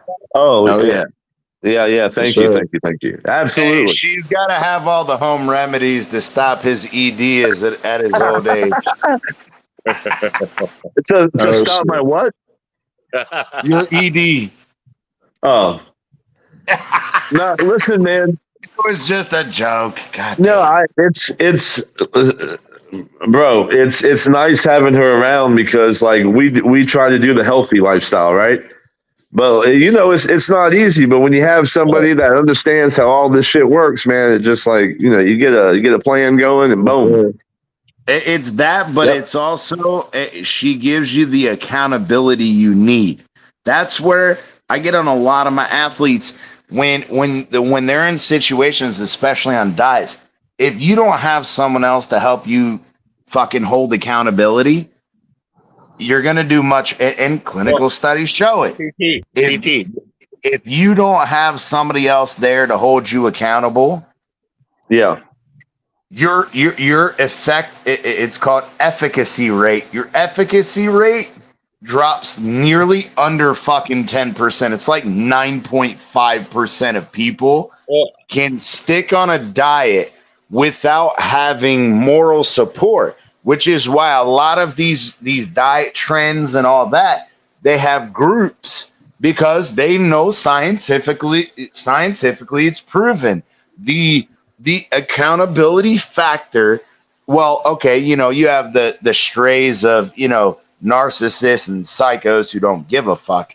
But the average person, they take that accountability from others and it helps them stay locked in to whatever it is. Yeah, because CT, I'll give you an example. You know how easy it is for me not to drink when my girl doesn't drink. When we were living together, it was easy because I wasn't around. Right. You know, now that she's in Missouri, I'm here. I'm staying with a guy who drinks. It's hard sometimes. Oh, But well, listen, Todd, real quick. My wife and I quit drinking together 2.5 years ago, right? So you're right. It does help when you have 25 years. I've been sober 25 years, and it's still hard right now because I have it around me all the time. Oh, really? Wow. It's not hard for us anymore, man, because the reason we stopped is we just realized there was no upside. And let me tell you what scared the shit out of me. What scared the shit out of me is like, I have a family, right? Yeah. So I'm the leader of this family. And these people count on me. And if I go out there and kill a family of 5 and end up in prison for 20 years, what am I doing to my family? I killed that family, but I killed mine too in the process. Like, that's a real, and here's the thing, man. All you got to do is be 0.08. You know, it might not even completely be alcohol related while you accidentally like took your eyes off the road. Exactly. It's not worth it. And that was it for me. Once I had that realization, getting rid of alcohol was easy. My wife and I both woke up the next day and we said, we'll never touch the shit again. And I can agree and respect that. I think that it's also, you know, I understand the idea of it. There are upsides, and I think that. What's the upside? So, one of the upsides, especially for individuals who have hyper chronic compulsive issues, that being able, whether it's smoking marijuana, no, the whole point is all I'm saying is there is a benefit. Technically, the thing is it's do you expect individuals to say, hey, I can drink a beer or a drink and I can get that calming effect, but then they become addicts where that 1 turns into 2, turns into 4. Like, and again, heart studies have shown. See, that's the thing. Hold on, Todd. 2 to 3 glasses of red wine a week is actually beneficial to your heart because the what do they call them? The compounds, they help reduce what's called LCL. LCL is your lipid contrast of lipids. So the bad fats, essentially. I'm sorry, I'm trying to break it down. So the thing is, though, is it's where people go, okay, science says 2 to 3 glasses isn't going to hurt me. In fact, it does give me a partial benefit. But then it's where that 2 or 3 a week turns into 2 or 3 a night. And then those issues compound because now you're talking about liver issues. Now you're talking about pancreas issues. Now you're talking about circulation issues. You're talking about blood pressure issues. So again, there are benefits to alcohol. The issue is it's when people don't understand. Oh, well, I could have a little, but if I have a little more, it's not going to hurt me. No, you actually do hurt yourself. Yeah, you see the thing about me, though, even with, hold up, my son, when my oldest son, when his mom was pregnant, the doctor recommended a glass of wine a week. Yeah. First off. Yeah. But that's because the lowering of LCLs lowers blood pressure. And women get pregnant, they tend to have an increase in blood pressure. Yep. Now, again, that's the whole point, though, is at a low level of 1 glass a week, it gives you the benefit of the reduction of LCL. But then women go, oh, well, I'm going to have 2 glasses a week. She's stuck with the 1. And no, I know, but I'm saying not your wife, but I'm saying that's the problem. Is now, for me, people the go, problem is, oh, well, the doctor said 1 glass a week is fine. It's actually beneficial. Well, here, let me drink 1 fucking glass a night. Now you're giving your fucking your child fucking alcohol fetal syndrome, and they're gonna come out fucked. see, the thing about me, I'm the type of person, I don't drink. I never drank beer. I was never a beer drinker. But I'll go, and if I were to go have a drink like a Long Island iced tea, it'll go from 1 to fucking 6 quick. Yeah, same here. I know that issue I have. So the best thing to do is stay the fuck away from it. Absolutely. The best thing I ever did was stop drinking alcohol. Like I said, there was no upside. And I wasn't talking about medical upside to being responsible and having like a glass of wine every few days. I'm talking about there's no upside to fucking killing a 12-pack in 3 hours. There's no upside. Yeah, that's ridiculous. Yeah, no. Yeah, that's for me. It's like, and you guys, it can be done. Yeah, absolutely. Don't get me wrong, Mike. Bro, I engage like if I'm watching the game, or there have been times where I've gone out with coworkers and, you know, like what do they call it? Team building, you know, exercises. Hey, we've gone out to the fucking pool hall. I've drank 8 or 9 fucking Jack and Cokes. Yeah. I drank those 8 or 9 Jack and Cokes over a 4.5 hour period, and I had my fucking wife come pick me and my best friend and a couple other guys up and take them home and whatever. But that's not going to hurt. It's not going to kill you long term. But it's when people do this shit every fucking day. Yeah, but CT, you were able to reason through those drinks in 4 hours, okay? Every single night you wouldn't be able to say the same thing. You don't know how your mind can react to fucking 8 Jack Daniels over a 4 hour period. You don't know if you grab your keys and hop into the car. That's the whole point of alcohol, is there is eventually a line where reasoning and logic dissipates. See, but and the thing that's the dangerous part. There is no reason in logicking. You know me, I have fucking kids too. I don't give a fuck. When we go out, my wife and I have an agreement. Okay? Our agreement is, hey, we go out to Olive Garden. My fat ass is getting the fucking endless breadsticks and Alfredo bowl. Hey, honey, you can drink tonight? My fat ass is gonna eat fucking Alfredo and fucking breadsticks. If my wife has a single drink, she won't drive the kids. I'll drive home. And vice versa. We'll go to the Mexican restaurant, and you guys know I'm Venezuelan, and I'm like, you know what? I'm gonna fucking have a margarita with this fucking taco salad. You know what I mean? Like, But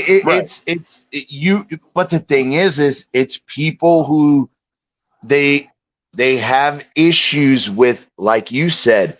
When you take in alcohol, you have inhibitions. They inhibit your ability to think clearly, and people allow themselves to get into situations because they don't understand how much that alcohol is actually affecting them. And in that reason, hey, there's nothing wrong with having a couple drinks at dinner if you want to go out, but if you have kids, or even if you don't, if you're driving somebody else, the person that hasn't drank anything should be driving. And that's just common sense.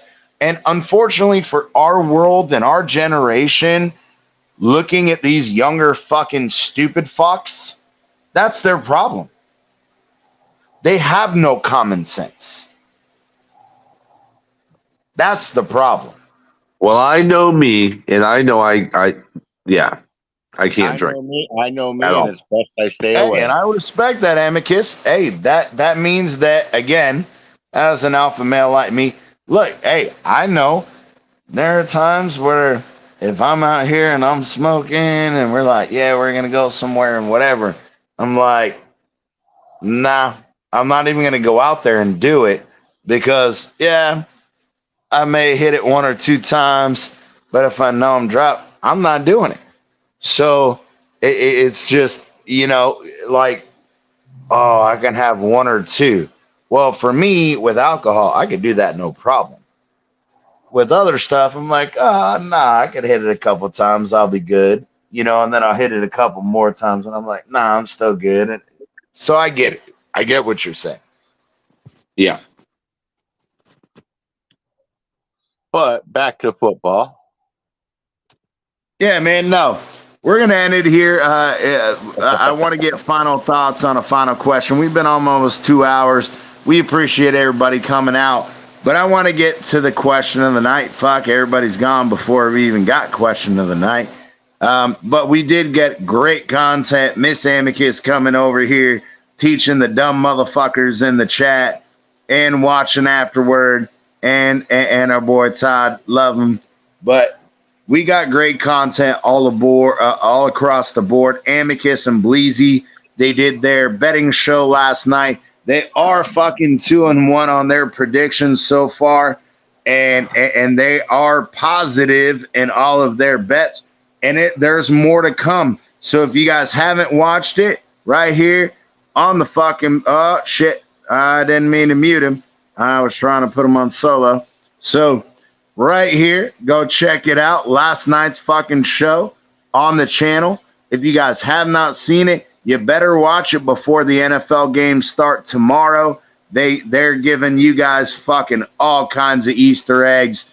If you guys want to fucking get in it, bet responsibly. But hey, these boys, they love it. They enjoy it. They live it. They breathe it.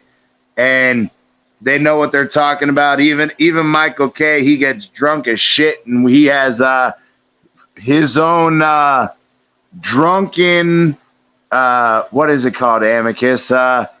Drunken parlay of the week. So you guys got to enjoy that. Where did Amicus Come out go? and check it out. Where did Amicus go? I don't know. He might be back in it. Yeah, he's there. Oh shit! Did I kick him up by accident? Yeah, you put me backstage. Oh shit! No, I tried to put you on solo. Hey, look. I was gonna say I would normally say I'll have to go with whoever Amicus. I'll have to go with Bleezy because the simple fact is I can't trust anybody who's picking the fucking Patriots to win over Miami this weekend. Well, no. I didn't pick the Patriots. Well, I guess I did, but not on the show. I just picked them. I just picked them to cover the 9.5 points, bro. Oh shit! He was like, "No, I did." Yeah, I kind of did. Oh. But hey, no, I'm serious though. Go check out the fucking show. I'm gonna give Amicus a couple minutes to talk real quick about that. But go check it out. Bro, they know what they're doing. They know what they're talking about. Give them the rundown, Amicus. Yeah, man, check out the show. It was a fire show, The Genesis, the very first episode. We're going to keep doing it every Friday night, 8:30 p.m. It is Friday night sports betting with Bleezy and Amicus, and we do the rundown on all the Sunday games as far as the spreads. We do a little player parlay. We do our college lock of the week. We do our NFL Sunday lock of the week. We do some fun teasers and mix it in with a 5-leg parlay and all kinds of cool shit. But we also give analysis on why we're picking that way. Bleezy and I, we had quite a few games that we agreed on, but there were quite a few games that we disagreed on as well. And we're going to keep a running list as a stand-ins every single week. And at the end of the NFL season, we're going to see who made the most money. Yes, sir. Hey, if you guys haven't checked it out, go fucking check it out. What happened, Todd? Sure. I said you are a salesman. All right. Well, I've been in sales my whole life, bro. I'm just listening to you run it there. The only thing that he can't sell us on, Todd, is fucking pussy ass Josh Allen being owned by Wack Jones. That is the only thing he cannot sell us on, as well as that Tua is not fucking Josh Allen's daddy. He cries on his shoulder like a little bitch. And hey, they were lucky to get out of there on Thursday with a win against the fucking shitty ass Bucks. And I think that the Bills are just trash. And The Dolphins are going to come out and whoop the Pats' ass tomorrow. Oh, sorry, Patsy's ass. And we're getting it done. Hey, we appreciate everybody coming out. Todd, final thoughts, brother. Well, hold on. What was the question of the day? I already asked it. Well, going with this, I can't wait. Did you miss it? Oh my God! Wow. Apparently, Amicus is not drunk, but he can answer his shit, and Todd's not higher drunk because he's fucking driving. He don't even. So no, okay. The question was, how do you see tomorrow night or tomorrow 1 o'clock game going against the Patriots? I have a feeling having Ramsey back in, I think the Patriots are going to be shut down. They couldn't run against us last time, and I don't see them running against us this time. And Wack Jones ain't going to beat us with our corners out there healthy. I mean, they beat the shit out of the Bills. It's going to be a blowout. And it's going to be another blowout against a team with a losing record, something that the Bills have trouble doing against teams with losing records. Oh shit! Get him, well, Todd. Real quick, Todd. Did you want to hear? Hold on. Did you want to hear my after his final thoughts? You can respond after his final thoughts. Finish, Todd. I can't wait for tomorrow and watching Ramsey in a Dolphin uniform on the field. All right. There you go. Now you can respond. No, I was just wondering if Todd was curious on what my analysis was on the game for to why I chose the Patriots plus 9.5. Well, because he didn't watch the show last night, he doesn't know. Yeah, fair enough. Yeah. But go ahead. Go back and watch the show, Todd. I give my analysis. Bleezy gives his, but I give an in-depth analysis on why the Patriots will cover plus 9.5. Let's go. And so I'll tell you this, Todd. It is worth the rewatch. You'll be grabbing your stomach, and you'll be almost having a seizure, but it's called laughing your ass off. So it is a good segment of the show. Bro, like I said, I'm going to shout it out one more fucking time before we get out of here. But it was a banging ass show. I mean, look, Amicus gives some fucking Bills biased fans or, any other team hater fucking biased opinion. But he does know what he's talking about. In the betting game, all of the things, he is reasonable. He understands, hey, you don't fuck with the man and his money. And I'll tell you this right now, Amicus fucking knows what he's doing. He is. That's why normally, and he even said it on the show, he normally doesn't fucking touch Dolphins games and other games and that realm, depending on the opponent. Yeah, because his emotions get involved. He wants them to lose so damn bad. Exactly. And the fact that Amicus is professional enough to say, hey, there's sometimes I'm not even going to touch that. Just not going to touch it. But the rest of the fucking picks, bro, they were 2-0 earlier tonight. They did end up 2-1 after Kentucky. But let's just think about this, and I'm gonna give this because I watched it. The college picks were a small portion of that fucking show. We're talking about maybe 45 minutes that they went all across the board because Amicus and Bleezy and Amicus being the alpha male, he's like, we're going to talk about this game. Look, we're not betting on this one, but let's talk about this. And there's a lot of insight.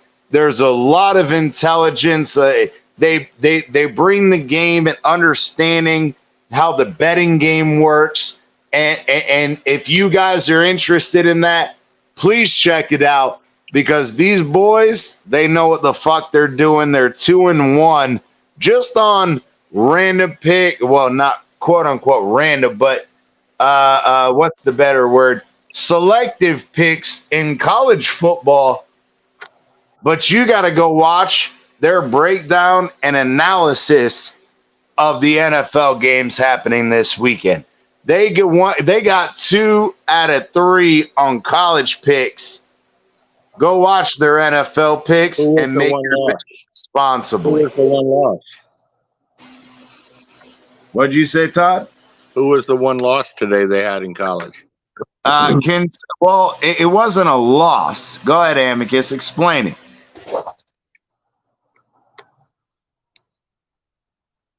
Uh-oh. Can you hear me? Yeah, we hear you now. Okay. We just do the NFL games, but we do have one segment at the end of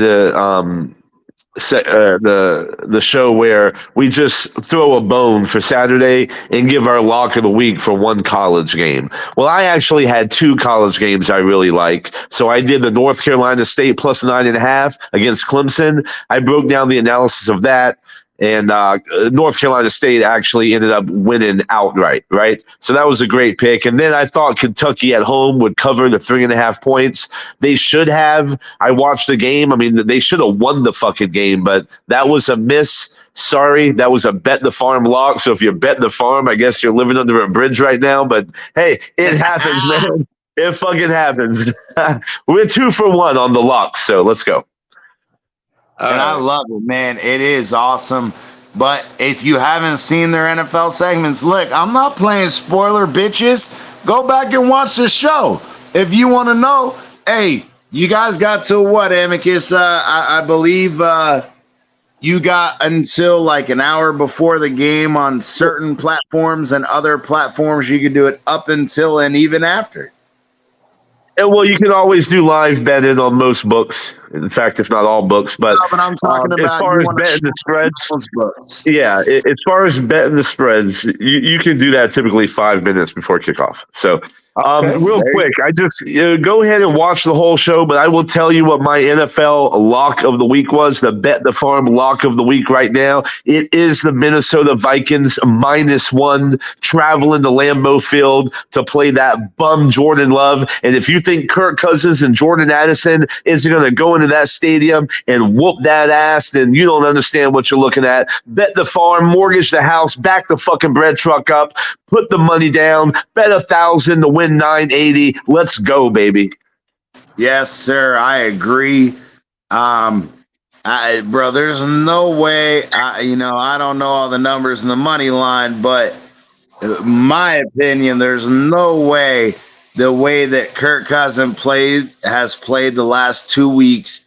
He knows this may be his final shot. Yep. This may be his final shot. And I do think that a lot of people have counted out the Vikings, but don't count them out this week. I think Jordan Love is an absolute fucking mess. It's kind of for funny, the Green Bay Packers. And let me finish. God damn it, Todd. Don't make me fucking do it. Don't make me fucking do it, Todd. But, bro, Green Bay has been a fucking disgrace with Jordan Love. Jordan Love is not who they thought he was. And I agree with Amicus, bro. I think that number-wise being a -1 favorite? It's -1. Early in the week, it was +1. I got it in at +1. Bro, I just started like doing cartwheels in the middle of the living room. But at -1, it's still a great bet. My lock of the week.